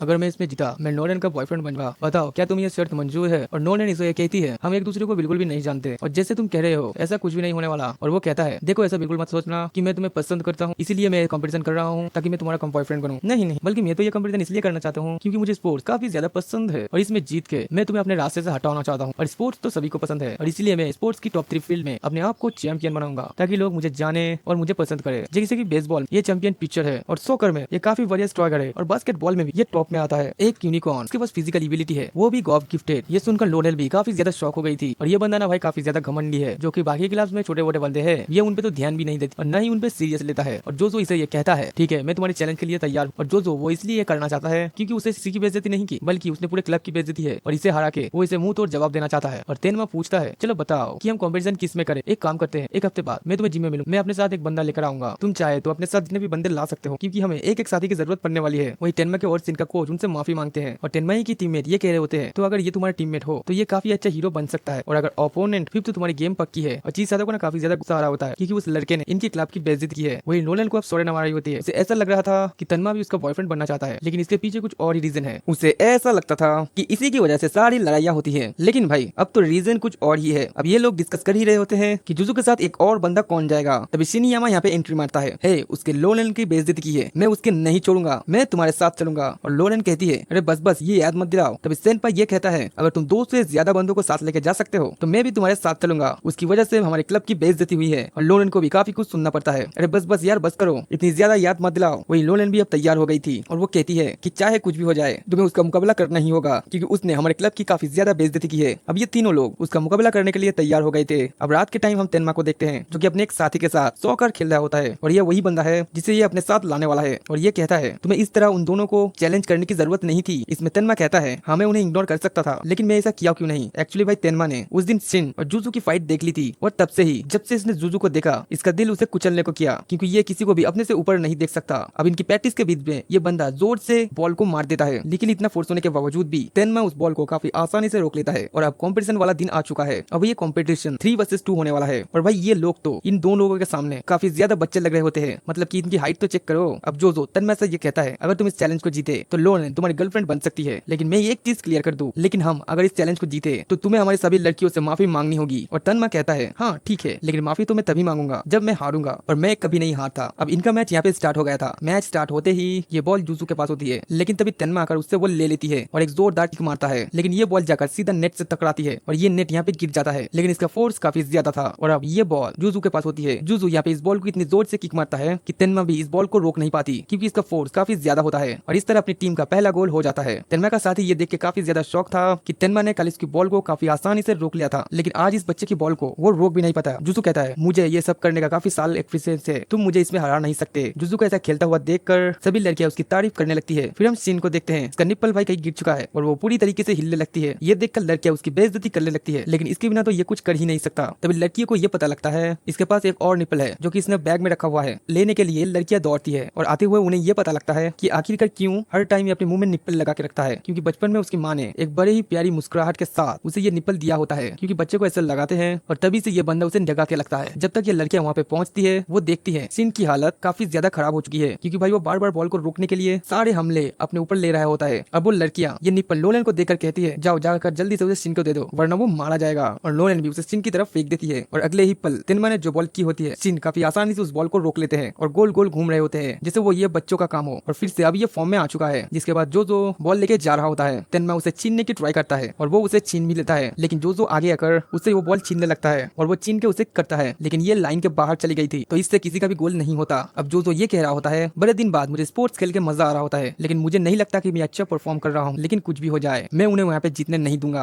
अब तेनमा का साथी ये नोटिस करता है कि तेनमा को काफी ज्यादा गुस्सा आ रहा है और तभी हम एक दिन पुराना सीन देखते हैं और ये तेनमा से कह रहा होता है तुम जोजो को इसीलिए टारगेट कर रहे हो ना क्योंकि तुम्हें अपने लिए एक राइवल चाहिए। बचपन से ही तुमसे बेहतर कोई भी नहीं निकला, बाकी सबको हराना तुम्हारे लिए बच्चों का काम था लेकिन शायद तुम जोजो में कुछ अलग दिखा। और तेनमा कहता है अरे नहीं ऐसा कुछ भी नहीं है, तुम्हें पता है ना मुझे लोगों को हराने में बहुत ज्यादा मजा आता है। हर एक स्पोर्ट में उनका एक लेजेंड है और उन जितना बेहतर कोई भी नहीं बन सकता, इसलिए मैं अपने तीनों ही स्पोर्ट्स में इतना ज्यादा बेहतर बनना चाहता हूँ कि मुझे कोई हराना तो छोड़ो वहाँ तक पहुँचने की सोचे भी ना। ये तो सच है कि मैं अपने लिए कोई राइवल नहीं ढूंढ रहा हूँ लेकिन मुझे अपने लेवल का कभी तक कोई मिला नहीं है, इसीलिए मैं काफी ज्यादा परेशान हूँ। अब प्रेजेंट में तेनमा काफी ज्यादा सीरियस हो गया था। फिर हमें पता लगता है कि तेनमा जब भी अपने स्पोर्ट्स खेलता है तो वो अपनी फुल पोटेंशियल का यूज नहीं करता, वो अपने आप को कुछ बंदिशों में बांध के रखता है, लेकिन फिर भी वो लोगों को हरा देता है। इसीलिए अभी तक उसने किसी भी स्पोर्ट्स में अपनी फुल पोटेंशियल का इस्तेमाल नहीं किया था, लेकिन आज वो ऐसा करता है। अब तो सेनपाई उससे बॉल छीनने के लिए जा रहा होता है, लेकिन तेनमा का फोर्स इतना ज्यादा था कि वो ऐसा नहीं कर पाता और वो सिंचे से बचकर जुजू के सामने चला गया था और वो बॉल जुजू के ऊपर से निकाल के अपना पहला गोल कर देता है। अब ये देखकर सभी लोग तेनमा तेनमा चिल्लाने लगते हैं, क्योंकि उसकी काबिलियत काफी ज्यादा कमाल की है और लोगों को पता था ऐसा होना ही है। अब थोड़ी देर बाद हम देखते हैं जुजू अपने साथियों से ये कह रहा होता है, अगर मैं इन दोनों का अकेले सामना करूं तो क्या तुम्हें कोई दिक्कत तो नहीं है। वैसे इसके पास कोई प्लान ही नहीं था, लेकिन फिर भी इसके साथी पता नहीं क्यों मान जाता है। अब दोबारा से मैच स्टार्ट होता है। जोजो यहाँ पे अकेला होता है और तेनमा उसका साथी। तेनमा कहता है तुम अकेले आए हो, लेकिन फिर भी इस मैच को हार के ही जाओगे। जिसके बाद तेनमा फुल पोटेंशियल से यहाँ पे बॉल को निकालने का ट्राई कर रहा होता है, लेकिन वो जुजू के सामने से बच के नहीं निकल पा रहा होता है। जुजू के साथी भी ये देखकर काफी ज्यादा शॉक हो गए थे और अब जाके उसे ये गेम में और भी ज्यादा मजा आने लगा है। जैसे जैसे जुजू बड़ा होता गया उसका सारी गेम में इंटरेस्ट खत्म हो गया और इसे ये गेम बोरिंग लगने लगी। लेकिन अब प्रेजेंट में जुजू तेनमा को थैंक्स बोलता है, क्योंकि उसे इस गेम में काफी ज्यादा मजा आ रहा होता है। और तेनमा के साथ ही जुजू कैसा देखकर काफी ज्यादा शॉक हो गया था, क्योंकि जुजू पहले से भी काफी ज्यादा एक्टिव लग रहा होता है। अब ये दोनों बॉल को छीनने की ट्राई कर रहे होते हैं, लेकिन जुजू का जो फोर्स होता है वो काफी ज्यादा होता है। तेनमा भी उसे रुका नहीं पाता और इस तरह जुजू अपना पहला गोल कर देता है। ये देखकर पूरे स्टेडियम में हल्ला मच जाता है कि जुजू अकेला ही इन दोनों को टक्कर दे रहा है और ये देखकर तेनमा को काफी ज्यादा सदमा लगता है। अब तेनमा के पास बॉल आई होती है, लेकिन वो यहाँ पे कोई भी मूवमेंट नहीं करता और वो सीधा कहता है मैं अपनी हार मानता हूँ। ये सुनकर सभी लोग काफी ज्यादा शॉक होते हैं। जुजू कहता है कि ये तुम क्या कह रहे हो। तेनमा बताता है अभी जो हमारा क्लास हुआ था उसकी वजह से मेरे पैर में एक चोट आ गई है। अगर मैं गेम को कंटिन्यू रखता हूँ तो शायद मुझे आगे प्रॉब्लम आ सकती है, तो इसीलिए मैं गेम को क्विट करता हूँ और अपनी हार मानता हूँ और इस छोटी मोटी शर्त के लिए मैं अपनी फ्यूचर को दाव पे नहीं लगा सकता। ये सुनकर सारे लोग तेनमा की बेइज्जती करने लगता है, लेकिन उसे इससे कोई फर्क नहीं पड़ता और वो अपने साथी से कहता है क्या तुम मुझे लेके चल सकते हो, क्योंकि मेरा पैर सही से काम नहीं कर रहा है। और उसका दोस्त कहता है अबे तू पागल है क्या, तेरा वजन इतना ज्यादा है, मैं तुझे लेकर चलूंगा ना, उल्टा मैं ही गिर जाऊंगा। लेकिन चिसातो उसका बात सुन लेती है और वो उसकी हेल्प करने के लिए चल जाती है। तेनमा कहता है तुम मेरी हेल्प क्यों कर रही हो, अभी तक तो मैंने तुमसे माफी भी नहीं मांगी। और वो कहती है कि तुम्हारी उस बदतमीजी की वजह से मुझे काफी ज्यादा बुरा लगा था, लेकिन अभी मैटर थोड़ा सा अलग है, तुम्हें चोट लगी है तो मुझे तुम्हारी हेल्प करनी चाहिए। तुमने अपनी चोट के बाद अपनी फ्यूचर के बारे में सोचा, जो कि एक समझदार इंसान की निशानी है। तेनमा ये बातें सुनकर खड़ा हो गया था और वो कहता है मुझे माफ कर देना, मैंने तुमसे बदतमीजी की थी, मुझे ऐसा नहीं करना चाहिए था और वैसे भी ये माफी मैं उस शर्त की वजह से नहीं मांग रहा हूँ, मुझे सच में दिल से काफी ज्यादा बुरा लग रहा है। फिर हम जोजो को देखते हैं और जैसे ही वो वहाँ पे एंट्री लेता है उसकी हालत कुछ ऐसी होती है कि उसने तेनमा को काफी कड़ी टक्कर दी है। तो अब बाकी स्पोर्ट्स के क्लब के जितने भी मेंबर होते हैं वो अपनी उसी टीम में लेना चाहते हैं। तभी उनकी क्लास में तेनमा आता है और वो कहता है मैं यहाँ पे तुम्हारे क्लब को ज्वाइन नहीं करने आया, बस मुझे चितासु से बात करनी है, मुझे तुम्हारी बातें काफी अच्छी लगी और मैं पूछना चाहता हूँ क्या तुम मेरी गर्लफ्रेंड बनोगी। ये सुनकर सभी लोग शॉक हो जाते हैं और ये लड़की भी वहीं पगलेट बन जाती है और ये देखकर उसका भाई भड़क जाता है, क्या इससे अपनी जिंदगी से प्यार नहीं है, मेरे सामने ही मेरे बहन को प्रपोज कर रहा है। अब बाहर आने के बाद जुजो तेनमा से मिलता है और वो उसे बताने लगता है उस मैच के बाद सभी लोगों का ध्यान मेरे ऊपर और इस वजह से मैं भाई ठीक से पढ़ भी नहीं पा रहा हूँ। लोरेन भी वहाँ पे आ गई थी, वो चुप के इनकी बातें सुन रही थी। तेनमा कहता है तुम्हारी काबिलियत काफी ज्यादा कमाल की है, कब तक तुम लोगों से ये छुपा के रखोगे, कभी न कभी ये तो सामने आएगी ही। जिसमें जुजू कहता है हाँ मुझे पता है मेरी काबिलियत कमाल की है, लेकिन मैं अपनी स्कूल लाइफ को एंजॉय करना चाहता हूँ। और लोरेन ने ये बारी बातें सुन ली थी और ये सुनकर वो काफी ज्यादा शॉक होती है। अब तेनमा की वजह से जुजू ने ये बात फैला दी थी कि वो पहले से इंजर्ड था, जिस वजह से वो जुजू से हार गया। जिसके बाद सभी लोगों ने अब इसे अप्रोच करना बंद कर दिया है और इसकी लाइफ दोबारा से ट्रैक पे आ गई है। फिर हम जुजू और कुताक्सी को प्रैक्टिस करते हुए देखते हैं। जुजू ये कह रहा होता है यार मेरे अंदर पहले वाली बात नहीं रही, जब से मैं ये बच्चा बना हूँ ना मेरी सारी एबिलिटी खो गई है। लेकिन जाते हुए वो ये भी कहता है लेकिन इसका एक फायदा भी है, मुझे सारी चीजें याद है, तो मैं पुरानी गलतियों को दोबारा दोहराऊंगा नहीं, बल्कि मैं उन्हें ठीक कर सकता हूँ। बाकी फाइटिंग वगैरह सारा कुछ मुझे याद है। और कोताक्सू तो काफी ज्यादा शौक था, अरे भाई तू अपने प्राइम में इंसान भी था, लेकिन अभी तो भाई ये यंग एज का है, लेकिन फिर भी तेरे अंदर काफी ज्यादा पावर है। और कोताक्सू जोजो को ये भी कहता है कि तुम्हें बार बार लोगों के सामने अपनी एबिलिटी को नहीं डालना चाहिए, क्योंकि उनको पहले ही तुम्हारे ऊपर शक है और अगर तुम इस स्कूल में ही पढ़ते रहोगे तो कोई भी तुम्हारी असलियत नहीं पहचान पाएगा। भले ही तुम मिशन के लिए करो या फिर अपने पैसों के लिए करो, लेकिन सही में तुम्हारी कोई भी असलियत नहीं पहचान पाएगा और एक तरीके से तुम्हारे लिए अच्छा ही है। फिर हम चिसातो को देखते हैं जो कि लोरेन और जोजो से हेल्प मांग रही होती है और वो उन्हें डबल डेट पे जाने के लिए कहती है। सभी लोग ये सुनकर काफी ज्यादा हैरान हो जाती है। वो बताती है कि तेनमा बार बार उसे अप्रोच करता रहता है और चिसातो उसे गलती से एक बार तो डेट के लिए हाँ भी कह दिया था, लेकिन उसने एक कंडीशन रखी थी कि वो तभी डेट पे जाएगी जब जोजो और लोरेन भी साथ में आएंगे।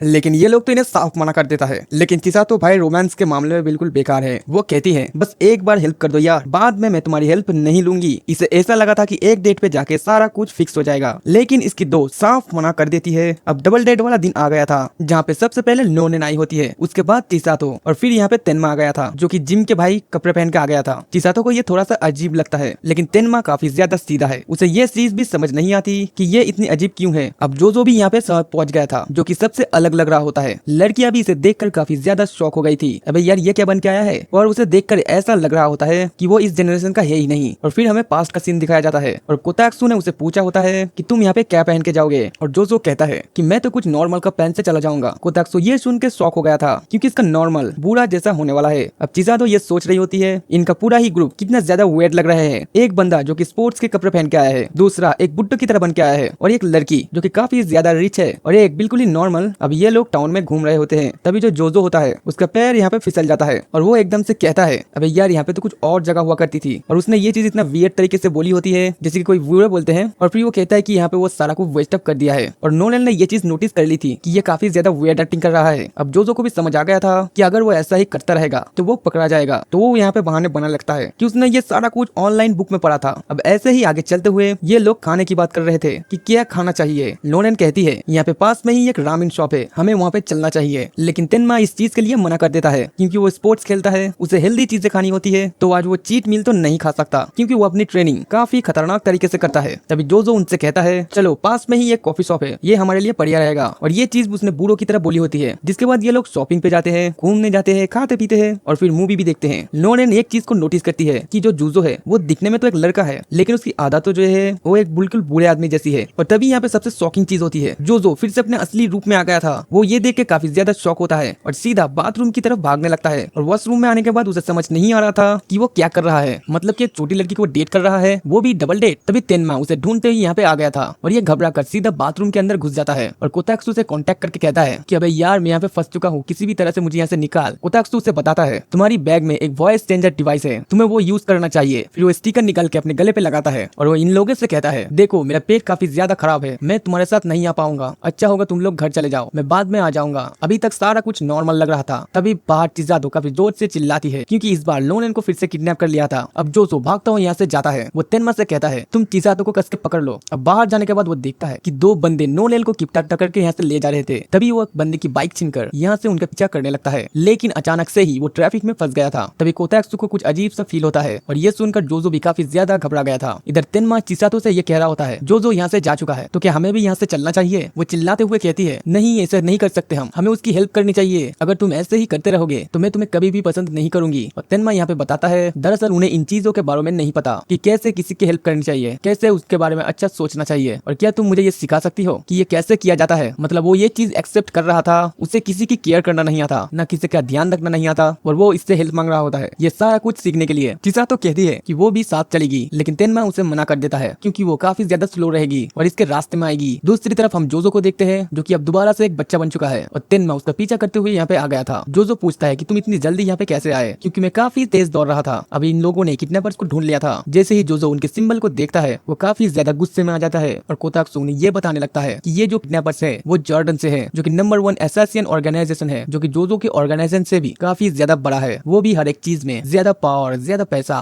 और ज्यादा इन्फ्लुएंस, और इनके जो हाईएस्ट रैंक के मेंबर होते हैं उन्हें ब्लैक हैंड असैसिन कहा जाता है। और इनमें से एक बंदे का नाम था काजुमा, जो कि ये बता रहा होता है दरअसल मेरे छोटे भाई का नाम है एजी, जो कि नोलन को काफी ज्यादा पसंद करता है और वो हिप्नोसिस के इस्तेमाल करके इसे अपने प्यार में डालना चाहता है। लेकिन सबसे वियर्ड बात ये थी जो यहाँ पे इसका भाई था येजी, वो बहुत कम ही बोलता था। और जो शौक होकर कहता है अबे वो क्या अपने साथ जिंदा लाश लेके घूम रहा है, ये कुछ करता भी है। और काजुमा कहता है ये बिल्कुल जिंदा है। अब काजुमा तेनमा के सामने एक ऑफर रखता है, अगर वो जोजो को छोड़ के यहाँ से चला जाए तो वो चिज़ातो को हिप्नोसिस की मदद से इसकी प्यार में डाल सकता है। और ये जोजो के लिए काफी ज्यादा वियर्ड हो गया था, लेकिन तेनमा साफ ये मना कर देता है अगर मुझे किसी को प्यार करना हो वो भी धोखा देकर, तो मुझे यहाँ पे हाँ नहीं पसंद है, मैं ऐसे ही किसी को धोखा देकर प्यार नहीं कर सकता। अब इनकी बात पूरी तरीके से फेल हो गई थी। तभी आईजी गोल्फ शॉट से इनके ऊपर अटैक करना शुरू कर देता है, जो कि एक स्नाइपर जैसे लग रहे होते हैं। अब इन लोगों को समझ आ गया था कि ये बंदे काफी ज्यादा खतरनाक है। वही काजुमा ने ईजी से ये कहा होता है कि तुम जाके नोलन को संभालो, मैं इन लोगों को देख लूंगा। अब जोजो यहाँ पे फंसा हुआ था क्योंकि उसके पास कोई भी हथियार नहीं होता। कोतात्सु एक साइड जाने के लिए कहता है क्योंकि उसने वहाँ पे ड्रोन से हथियार भेजा होता है। अब जोजो जैसे ही वहाँ पे पहुंचता है काजुमा पहले उस ड्रोन को उड़ा देता है। अब जोजो यहाँ पे फंस गया था क्योंकि सामने काजुमा खड़ा होता है। तभी वो पीछे देखता है कि गन उसके पास ही पड़ी हुई है और वो यहाँ पे एक आइडिया लगाता है, वो एक पाइप लेकर यहाँ पे फेंक देता है। एजी जैसे ही गोल्फ बॉल से उसके ऊपर अटैक करता है और ये जो बॉल होती है वो सीधा जाके पाइप पे लगती है, जिससे ये गन रिफ्लेक्ट होकर जोजो के हाथ में आ गई थी। और अब वो कोजुमा के सामने जाकर कहता है तुम्हें क्या लगता है तुम हिप्नोसिस की मदद से किसी को भी अपने प्यार में डाल सकते हो? अगर तुम्हें ऐसा ही लगता है तो ये भ्रम मैं तुम्हारा तोड़ने वाला हूँ। फिर हम काजुमा को देखते हैं जिसने आने से पहले जोजो के बारे में काफी सारे रिसर्च की होती है और उससे पता लगता है कि ये लेजेंडरी हिटमैन है और इसके जो मिशन के सक्सेस रेट थे काफी ज्यादा है और वो हथियार चलाने में भी काफी ज्यादा माहिर है और इसीलिए उसे डेविल का लेफ्ट हैंड भी कहा जाता है। फिर हम चिज़ातो को देखते हैं जो कि अपनी दोस्तों की चिंता कर रही होती है। इधर जोजो ने काजुमा की एक हाथ में फायर कर दिया था। तभी यहाँ पे सिक्योरिटी गार्ड आ जाता है और वो उनसे पूछता है है कि बच्चों तुम यहाँ पे क्या कर रहे हो, ये जगह सेफ नहीं है, तुम्हें यहाँ पे नहीं होना चाहिए। जोजो उससे आराम से बात कर ही रहा होता है, तभी काजुमा इस चीज का फायदा उठाकर उस पर अटैक करने वाला था। अब जोजो यहाँ पे सोच रहा होता है कि अगर वो इसके अटैक से डॉज करेगा तो ये अटैक जाके उस गार्ड के लग सकता है और ये नहीं चाहता कि उसकी वजह से कोई बेकसूर मरे। और तभी जोजो पीछे मुड़ के उसके बुलेट पे भी फायर कर देता है और दोनों ही बुलेट यहाँ पे आपस में टकराती है, इससे किसी को भी कोई नुकसान नहीं होता। लेकिन काजुमा पूरे ही शॉक हो गया था क्योंकि कोई भी नॉर्मल इंसान ऐसा नहीं कर सकता, ये सिर्फ एक लेजेंडरी हिटमैन ही कर सकता है जिसका नाम था जोजो उगामी और इस लड़के का नाम भी बिल्कुल सेम ही है। तो क्या यही ये लेजेंडरी हिटमैन है? ओताक्सु उसे सुनाने लगता है, अरे मैंने अपने पहले ही कहा था कि आप नाम चेंज कर लो, देखो यहाँ पे फंस गए ना, अब जोजो के सामने भी कोई ऑप्शन नहीं होता। तो ये यहाँ पे कहानी बना लगता है, देखो मैं वो लेजेंडरी हिटमैन नहीं हूँ, लेकिन वो मेरे दूर के पापा है, यानी कि उन्होंने सीक्रेटली मेरे मॉम से लव किया था और मैं पैदा हो गया।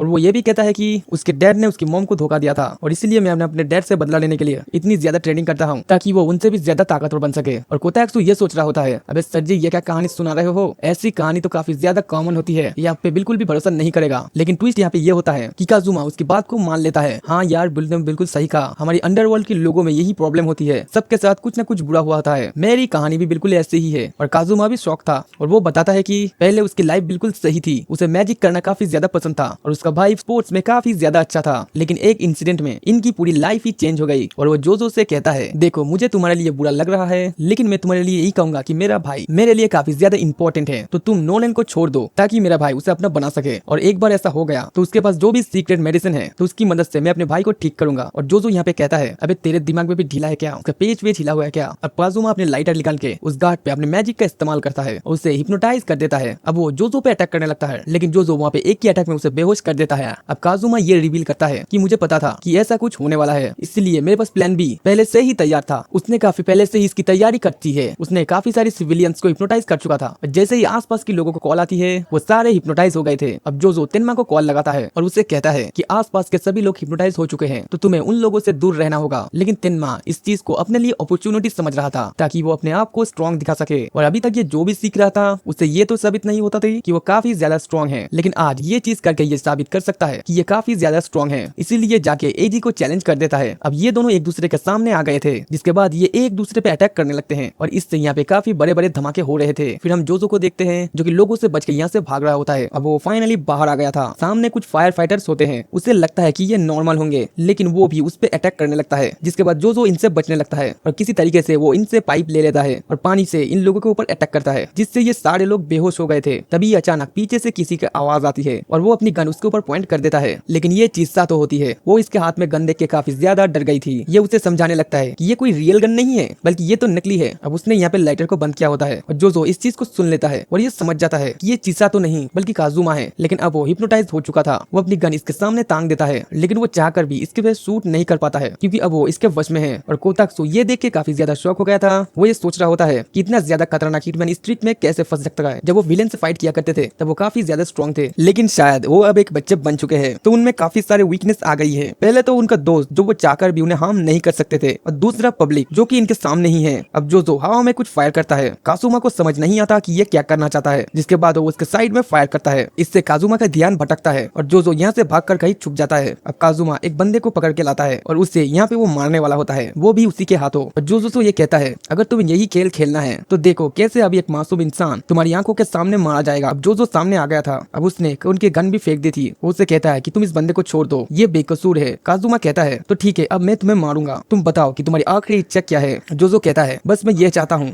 कि तुम अपने फेस से ये मास्क हटा दो। और जब ये ऐसा करता है आसमान से एक बुलेट आकर स्ट्रेचर पे लगती है। अब वो सबको जोजो का प्लान समझ में आता है, उसने आसमान में जो 3 फायर किए थे वो ऐसे ही नहीं किए थे, उसके पीछे भी इसका एक प्लान था। कोताक्सु भी यहाँ पे शॉक हो गया था, जिससे वो बच्चा समझ रहा था असल में वो एक सच में लेजेंडरी हिटमैन है। अब जोजो एक पंच बनाकर कहता है, देखो अब ये खुद आएगा मेरे पास मार खाने के लिए। तभी एक बुलेट आकर पीछे गाड़ी पे लगती है और इसने पहले ही यहाँ पे कुछ बॉम्ब बनाए थे और इसमें यहाँ पे एक बॉम्ब ब्लास्ट होता है और कोताक्सु उड़ता हुआ इसके पास आता है और एक ही पंच पे उसे ये ढेर कर देता है और वो बेहोश भी हो गया था। अब थोड़ी देर बाद जब उसकी आंख खुलती है वो काफी ज्यादा शॉक था, लेकिन वो जोजो से कहता है, भले ही तुमने मुझे हरा दिया हो लेकिन मैंने अपनी ट्रिक चल दी थी, नोनेन को मैंने हिप्नोटाइज कर दी है और जब भी वो अपनी आंखें खोलेगी उसके सामने जो भी पहला बंदा आएगा वो उसकी प्यार में पड़ जाएगी। ये सुनकर जोजो वहाँ से तेजी से भागने लगता है और वो यही प्रे करता है, नोनेन प्लीज आंखें मत खोलना। अब हम नोनेन का सपना देखते हैं जहाँ पे वो अपने अंकल से फाइट कर रही होती है कि किसी को भी ये रामिन बिल्कुल भी पसंद नहीं आएगी। और जोजो भागता हुआ ये सोच रहा होता है, नोनेन प्लीज आंखें मत खोलना, अगर उसने आंखें खोल दी तो बहुत बड़ी गड़बड़ हो सकती है और यहाँ पे जो फाइट चल रही होती है ना,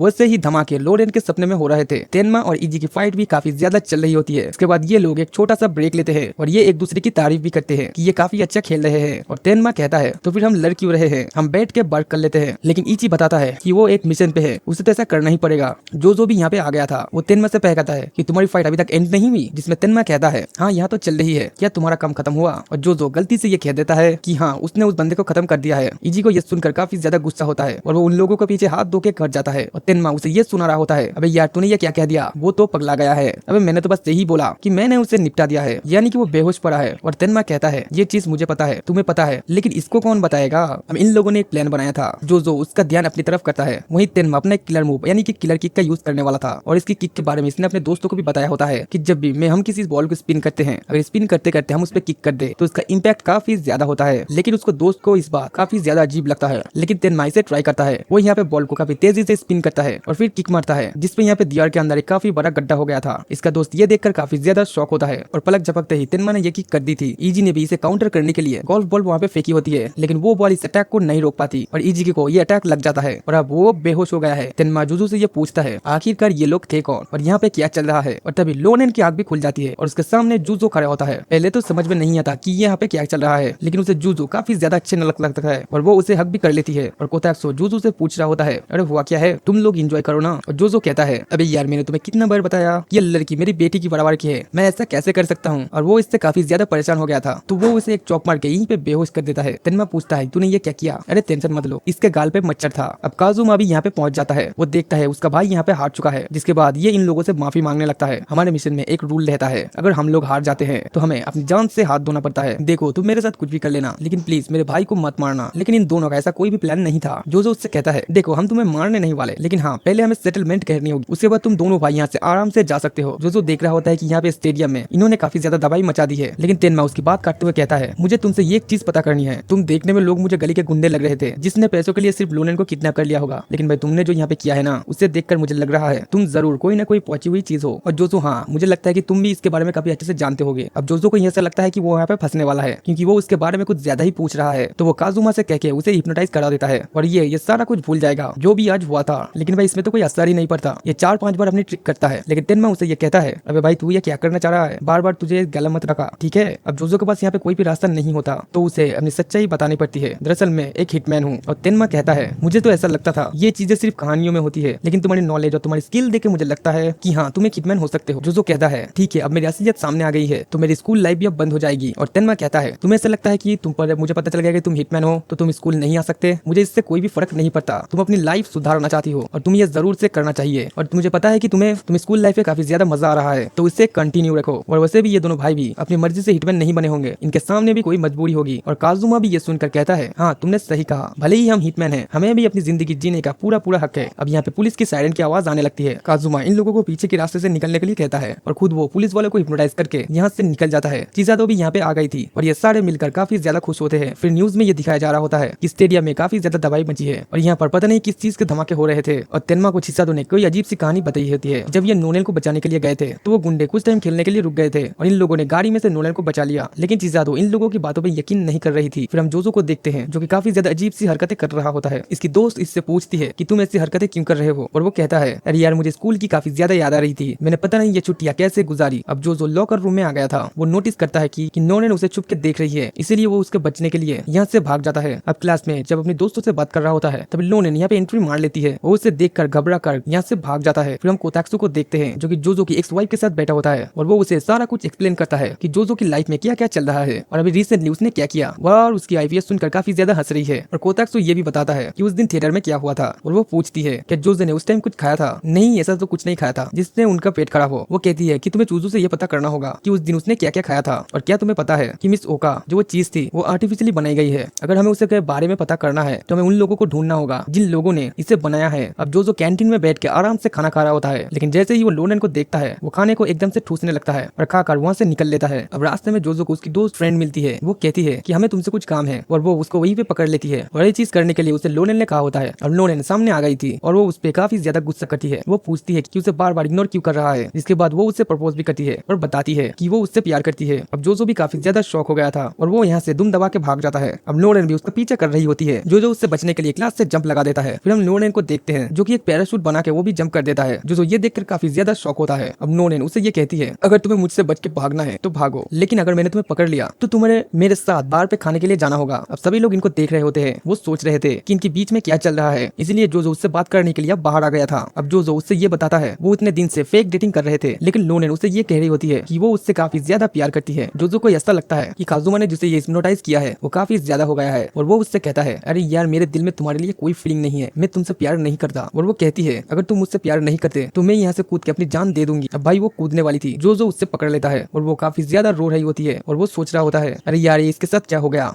ये तो पहले ऐसी नहीं थी। तभी इसकी फोन पर एक फोन आती है और ये काजुमा का था। और जैसे ही जोजो को ये पता लगता है वो उसे काफी ज्यादा सुनाने लगता है अबे वो भड़वे तूने ये क्या कर दिया, ये तो अपने होश में नहीं है, तूने बोला था ये सही हो जाएगी। और वो कहता है अरे यार मैंने तुमसे कहा तो था, जिसे ये पहले देखेगी वो पहले प्यार में पड़ जाएगी। अरे भाई मुझे कुछ नहीं पता, तुम उसे जल्दी से ठीक करो, इसे ठीक होने में तो जल्दी टाइम लगेगा। और जो बोलता है अरे मुझे कुछ नहीं पता, तू आज मुझे मिल और इसे ठीक कर। और काजुमा इससे मान जाता है। अब जो नोलेन को लेकर काजुमा के पास जाता है। नोलेन को ऐसा लगता है कि वो लोग एक डेट पे जा रहे हैं। अब ये लोग अम्यूजमेंट पार्क में आ गए थे। नोलेन कहती है कि उसे म्यूजियम में जाना है, वो जगह उसे काफी ज्यादा अच्छी लगती है। जिसके बाद ये लोग वहाँ पे पहुंच जाते हैं। अब जो काजुमा का गाने का वेट कर रहा होता है और ये लोग यहाँ पे एक वॉल के पास थे जहाँ पे काफी सारे कप नूडल्स के डब्बे रखे थे। जो उसे चीप कर देता है। नोलेन उस पर गुस्सा हो जाती है और वो कहती है कि इनके ऊपर काफी सारे रिसर्च करी गई है और इन्हें चीप मत कहना, ये मुझे काफी ज्यादा पसंद है। जिसके बाद वो उससे माफी मांगता है। अब ये लोग मूवी देखने के लिए आ गए थे, फिर ये यहाँ पे नूडल्स बना के आराम से खाते हैं। अब बाहर आने के बाद नोनेन एक झोले में जाने के लिए कहता है, लेकिन जो उसे मना कर लेता है। लेकिन अगले सीन में हम देखते हैं ये लोग इस झोले में झूल रहे होते हैं। अब यहाँ पर ये काफी ज्यादा एंजॉय कर रहे होते हैं। तभी नोलेन जो के ऊपर गिर जाती है और फिर वो अचानक से ये दरवाजा खोल लेता है। जिसके बाद अब ये लोग नीचे आ गए थे और यहाँ पर कासुमा भी पहुंच जाता है जो कि अपना वेश बदल के आया होता है। जिसके बाद वो अपनी हिप्नोटाइज का असर खत्म कर देता है और नोनेन बेहोश हो जाती है। जैसे ही उसकी आंखें खुलती है उसे समझ नहीं आता कि वो यहाँ पे क्या कर रही है और वो यहाँ पे कैसे आई। अब जो टेस्ट करने के लिए उसे ये पूछता है नोलेन क्या तुम मुझसे प्यार करती हो, और वो उस पर गुस्सा होकर ये कहती है नहीं हम दोनों सिर्फ दोस्त हैं। और जो ये सुनकर खुशी के मारे रोने लगते हैं। और क्लास में सभी टीचर एक न्यू स्टूडेंट को इंट्रोड्यूस कराता है जो कि इजी और काजुमा होते हैं। सभी लोग उन्हें देख के काफी ज्यादा हैरान होते हैं क्योंकि उनकी हाइट काफी ज्यादा थी। और नोनेन उसे देखकर ये सोच रही होती है कि इन लोगों को उसने कहीं कुछ ने देखा है। कोताक्सु ये रिपोर्ट बना रहा होता है कि इस क्लास के अंदर अब 4 एसासियन है और ऐसा होना काफी बड़ी प्रॉब्लम क्रिएट कर सकता है। इसीलिए जोजो ने सबको एक मीटिंग के लिए बुलाया होता है। वो लोग उससे पूछते हैं कि तुमने हमें यहाँ पे क्यों बुलाया। ये सभी लोग अलग अलग एसासियन ऑर्गेनाइजेशन से है। जोजो उनसे कहता है हम सभी हिटमैन को मिलकर साथ रहना चाहिए और कोई भी प्रॉब्लम क्रिएट नहीं करना चाहिए। काजुमा कहता है देखो हम यहाँ पे कोई प्रॉब्लम क्रिएट करने नहीं आए हैं, हम यहाँ पे पढ़ने के लिए आए हैं। और ये लोग मना कर रहे होते हैं अब कि इन्हें मित्सुओ का भी नहीं चाहिए। लेकिन सिन ये कहता है कि मैं इन लोगों के साथ नहीं रह सकता क्योंकि काजुमा ने उसका एक टारगेट चोरी किया था। काजुमा कहता है वो मैंने इसलिए किया था क्योंकि तुम उसे नहीं मार पा रहे थे। और ऐसे ही ये बहस करते हुए आपस में ही लड़ना स्टार्ट कर देते हैं। जोजो उन्हें शांत कराता है और सिन जोजो से कहता है सबसे बड़ी दिक्कत मुझे तुमसे है क्योंकि तुम्हारी वजह से ही मुझे मित्सुओ का नहीं मिल पाया और नोनेन को भी तुमने किडनैप करा दिया था। तो आज के बाद से नोनेन का ध्यान मैं खुद रखूंगा। अब नोरेन यहाँ पे आ गई थी। वो जोजो से कहती है आज क्लब की कोई एक्स्ट्रा क्लास नहीं है तो हम दोनों साथ घर चलेंगे। अब नोरेन अपने शूज लेने के लिए आई होती है लेकिन वो लॉकर पे देखती है उसके शूज वहाँ पे नहीं है। और सिन उसे ये कहता है कि देखो मैंने तुम्हारी शूज गर्म कर दी है। और वो कहती है अरे बेवकूफ ये गर्मी का ही टाइम चल रही है। तभी अचानक से वो एक मक्खी को पकड़ लेता है। देखो तुम्हारे पास एक मक्खी थी। अब जोजो और नोरेन घर जाने लगता है लेकिन सिन उन्हीं का पीछा कर रहे होते हैं। नोरेन कहती है कि तुम्हें भी हमारे साथ घर जाना है, मैं तुम्हारे साथ हर जगह जाऊंगा, मुझे तुम्हारी रक्षा करनी है। और नोरेन पागल हो जाती है अभी इसको क्या हो गया है, इसे समझा लो, मेरा दिमाग खराब हो रहा है, मैं इसको रख दूंगी 2-4। फिर हम कोताक्सु को देखते हैं जो कि एक रिपोर्ट बना रहा होता है जिसमें ये लिखा था कि 4 में से 3 एसेसियन वो दोनों आपस में लड़ रहे हैं और उनमें से एक एसेसियन तो उसमें से लौंडियाबाज बन चुका है। फिर हम एक नई लड़की को देखते हैं जिसका नाम है टमारा और इसकी हाइट काफी ज्यादा छोटी है लेकिन ये सेकंड ईयर में है। इस वजह से कभी लोग उसका काफी ज्यादा मजाक बनाता है। अब टमारा जोजो और नोरेन के पास आई होती है और वो उनसे ये कह रही थी कि मुझे बॉडी बनानी है। वो लोग ये बात सुन के काफी ज्यादा हैरान होते हैं। ये उन्हें अपनी प्रॉब्लम बता रही होती है कि लोग इसे बच्चे की तरह ट्रीट करते हैं और कई लोग इसे अपने लेवल का ही नहीं समझते। इसीलिए ये चाहती है कि ये बॉडी बनाए, भले ही ये अपनी हाइट बॉडी नहीं कर सकती और इसने बॉडी बनाने के लिए डंबल भी खरीदे हुए हैं। नोरेन कहती है अगर आप बॉडी बना लोगे तो आप जो सिलाई करती हो वो कैसी करोगी। वो कहती है मैं सारा कुछ कर लूंगी लेकिन मुझे अपनी बॉडी बनानी है। और फिर जो पूछता है इसके लिए आप मेरे पास क्यों आई। वो कहती है कि मैं चाहती हूँ कि आप तेनमा से मुझे मिला दो, वो मुझे काफी अच्छी टिप्स दे सकता है। लेकिन जो इस पे मना कर रहा होता है और वो बहुत ज्यादा रिक्वेस्ट करती है और वो इस पे मान जाता है। अब ये ये तेनमा के पास आ गए थे और ये लड़की उसे अपनी सारी प्रॉब्लम बता देती है। तेनमा कहता है कि सिर्फ बॉडी बनाने से कुछ नहीं होगा, अगर मैं अपने जोजो अपनी पे आ गए तो तुम्हें एक ही पंच में ढेर कर देंगे, और वो रोकर यहाँ से भाग जाती है। अब वो छत पे आ गई थी, जोजो उसके पीछे करते हुए यहाँ पे आ गया था और वो कहती है क्या तुम्हें पता है कि मेरी हाइट छोटी क्यों है? क्योंकि मेरे मॉम डैड की भी हाइट काफी ज्यादा छोटी है। अब जोजो उसे बाहर में ले आया था जहाँ पे वो उसे मामा से मिलाता है जिसकी हाइट तेनमा से भी काफी ज्यादा होती है। अब वो उस लड़की से कहती है तुम्हें छोटी और क्यूट रहने में क्या दिक्कत है? जिसपे ये लड़की कहती है मुझे तुम जैसा बनना है, इसके लिए मुझे क्या करना होगा? और जोजो की दोस्त उसे ये बताती है कि आज तक मुझे किसी ने भी नीचा नहीं दिखाया, अगर किसी ने ऐसा किया भी है तो मैंने उसे बहुत ज्यादा मारा है। और वो उस लड़की से पूछती है क्या तुम्हें मुझे देखकर जलन हो रही है? और ये हाँ में जवाब देती है। और जोजो की दोस्त भी ये कहती है मुझे तुम्हें देखकर जलन हो रही है क्योंकि मुझे भी क्यूट बनना था, लेकिन मेरी इतनी ज्यादा हाइट हो गई है इसलिए मैं क्यूट नहीं लगती। तभी यहाँ पे हम कुछ लोगों को देखते हैं जो कि बहुत ज्यादा नशेड़ी होते हैं और वो यहाँ पे टेबल लगाने के लिए कहते हैं। मामा उन्हें ये मना करती है कि अब टाइम खत्म हो चुका है, लेकिन वो तामादा से आके बदतमीजी करने लगती है, जिसके बाद मामा उनके हाथ पकड़ लेती है, जिसके बाद वो जुजो और उस लड़की को यहाँ से भेज देती है। अब तामादो को काफी ज्यादा अच्छा लग रहा होता है। अब चिज़ादो क्लास में ये बता रही होती है कि एक रामेन कंपटीशन होने वाली है, जोजो और नोरेन एक ही टीम में है। तभी शिनाका रोडेन से मानी मांगता है और वो कहता है कि उसे रामेन काफी ज्यादा पसंद है और उन्हें काफी आसानी से इन्हें कंपटीशन में हरा देगा। ये सुनकर नोरेन को काफी ज्यादा गुस्सा आता है और फिर ये एक चैलेंज रखता है, अगर नोरेन यहाँ पे जीती तो शिन को उसका पीछा छोड़ना होगा, अगर शिन जीता तो नोरेन को उसे एक स्टोरी बुक पढ़ के सुनानी होगी। जिसके बाद ये अलग अलग रेस्टोरेंट जाकर रामेन ट्राई करती है और ऐसे ही ये बहुत सारे रेस्टोरेंट में गई थी और जुजो ने काफी ज्यादा रामेन खाई होती है और इसकी हालत कुछ ऐसी हो गई थी। अब नोरेन उसे और रामेन ट्राई करने के लिए उसे बाय बोल के निकल गई थी। तभी हम एक लड़की को देखते हैं जिसकी ट्रक से टक्कर होने वाली थी, लेकिन जोजो उसे बचा लेता है। इसके बाद वो भी यहाँ से निकल गया था। ट्रक वाला इस लड़की से पूछता है क्या तुम ठीक हो, लेकिन वो अब जोजो के बारे में ही सोच रही होती है। अब स्कूल में रामेन कंपटीशन चालू हो गया था, सबने यहाँ पे अलग अलग रामेन बनाई होती है और यहाँ पर वही लड़की आई होती है, वो भी एक जज बन के। सबसे पहले वो शिन की टीम की रामेन ट्राई करती है जो कि काफी ज्यादा हार्ड होती है और इससे वो चॉपस्टिक भी टूट गई थी और वो उसे खाने से मना कर देती है, जिससे शिन की टीम को 0 नंबर मिलते हैं। और फिर वो नोरेन की रामेन ट्राई करती है, वो भी काफी ज्यादा अजीब लग रही होती है, तो उसे भी यहाँ पे 0 नंबर मिले होते हैं। फिर हमें बाद में पता लगता है कि चिज़ादो इस कंपटीशन को जीती है। अब ये लड़की और चिज़ादो आपस में बात कर रही होती है। तभी जोजो आकर कहता है अरे तुम तो वही हो जिसे मैंने कल बचाया था। और ये लड़की कहती है हाँ मुझे याद है और मैं तुमसे कुछ कहना चाहती हूँ, लेकिन ये चीज मैं किसी और पे छोड़ती हूँ। उसके बाद वो टेबल पे जाके वो सोने लगती है।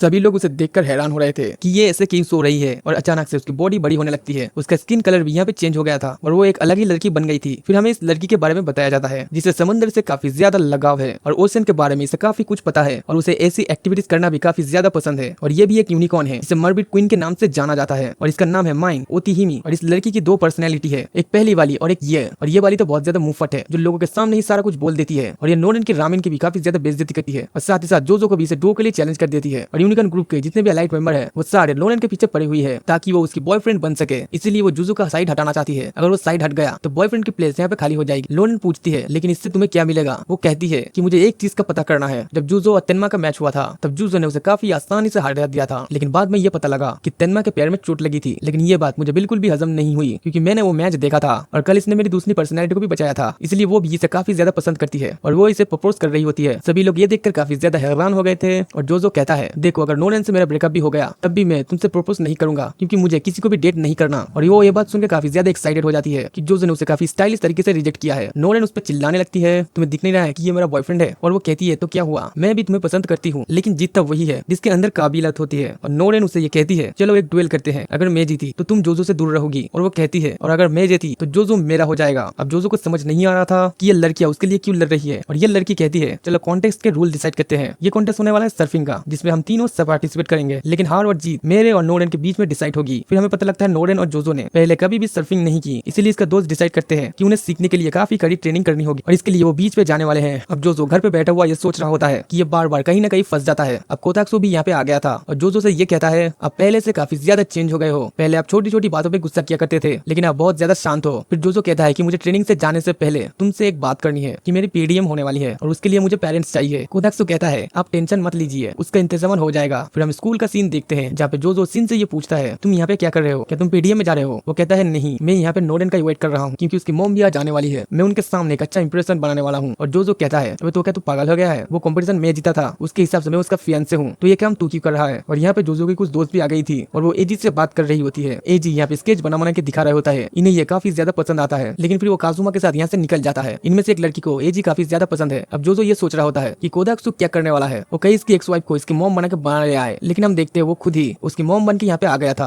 और कोदाक्सु यहाँ पे कुछ ज्यादा ही ओवर एक्टिंग कर रहा है। जिसके बाद पीडीएम शुरू हो गई थी और टीचर को ऐसा बिल्कुल भी नहीं लगता ये जुजू की मॉम है क्योंकि उसकी हरकतें ही कुछ ऐसी थी और टीचर भी उससे ये कहता है आपको देख के तो ऐसा लगता ही नहीं है है कि आप इसकी मॉम हो, आप तो इसकी बड़ी बहन लग रही हो। और भाई पूरी मीटिंग में जुजुत्सु को पेल रहा होता है, हालांकि पीडीएम में, ताकि इसकी मॉम लगे। अब बाहर जाने के बाद उसकी मुलाकात लोलेन से होती है, जो कि अपनी मॉम के साथ यहाँ पे आई होती है, और ऐसे ही आपस में बात करते हैं और बाय बोलने के बाद यहाँ से निकल जाते हैं। उदक्सु कहता है, सर मैंने काफी अच्छा काम किया ना। हाँ, तूने सारी लंका लगा दिया यहाँ पे, जब घर जा, मुझे थोड़ा टाइम अकेले बिताना है। अब जुजू छत पे बैठा हुआ टीचर की बात याद कर रहा होता है, जिसने ये कहा था कि आपके बेटे का कोई भी सपना नहीं है। इसने ये नहीं सोचा कि ये फ्यूचर में क्या करेगा। वो सोच रहा होता है कि वो 40 साल का है तो वो फ्यूचर में क्या ही करेगा, लेकिन फिर वो याद करता है कि इसके दोस्तों के सबके अलग अलग सपने हैं। जैसे कि लोरेन को एक रामेन रेस्टोरेंट खोलना है, तेनमा एक स्पोर्ट्समैन बनना चाहता है। ऐसे ही सभी लोगों के अलग अलग सपने हैं, तो इसे ही कुछ डिसाइड करना होगा कि ये क्या करना चाहता है। अब चिसातो भी यहाँ पे आ गई थी, इसकी भी टीचर के साथ मीटिंग हुई है। चीजो पूछता है, तुम तो फ्यूचर में एक शेफ बनोगी। वो कहता है कि नहीं, अगर मुझे कुकिंग पसंद है इसका मतलब ये नहीं है कि मैं एक शेफ बनूंगी, मुझे हाई स्कूल में जाना है। और वो कहती है कि अभी उसने डिसाइड नहीं किया कि उसे फ्यूचर में क्या करना है, क्योंकि वो हाई स्कूल में जाएगी तो उसके बाद बहुत ज्यादा टाइम होगा, और फिर वो कॉलेज में भी जाएगी तो वहाँ पे और भी ज्यादा टाइम होगा। वो कहती है, हम तो स्टडी इसीलिए तो करती है ताकि हमें आगे जगह पता लगे कि हमें क्या करना है। ये सुनकर जो शौक में पड़ गया था। अगर वो अपने पहले वाली बॉडी में होता तो उसका बस एक ही काम होता, वो भी हिटमैन वाला, लेकिन अब वो एक बच्चा बन चुका है। उसने काफी नई नई चीजें सीखी है, उसके नए नए दोस्त बने हैं, जिसके अपने अपने सपने हैं। इसका मतलब ये है कि अपनी हिटमैन वाली लाइफ को छोड़ के ये अपना नया सपना देख सकता है। और ये सोचकर वो इमोशनल हो गया था। चिसातो कहती है, अभी तो बहुत ज्यादा लाइफ पड़ी है, तुम्हें ये सोच के इमोशनल नहीं होना चाहिए। तभी यहाँ पे नोरेन भी आ गई थी, और चिसातो इनसे कहती है कि वो ट्रेनिंग कैंप पे जाने के लिए ये लोग तैयार हो जाए, जो कि सर्फिंग सिखाने के लिए इसके पास कोई है। और जो जाने से पहले ये सोचता है, पता नहीं यहाँ पे क्या होगा, लेकिन आज से मैं इसी बॉडी में रहूंगा और जो भी होगा देखा जाएगा। मैं इसी लाइफ को जीने वाला हूँ। और इसी के साथ का सीजन यहीं पे एंड हो जाता है। तो इसको एनीमे कैसी लगी आप कमेंट में जरूर बताना। आज के लिए बस इतना ही।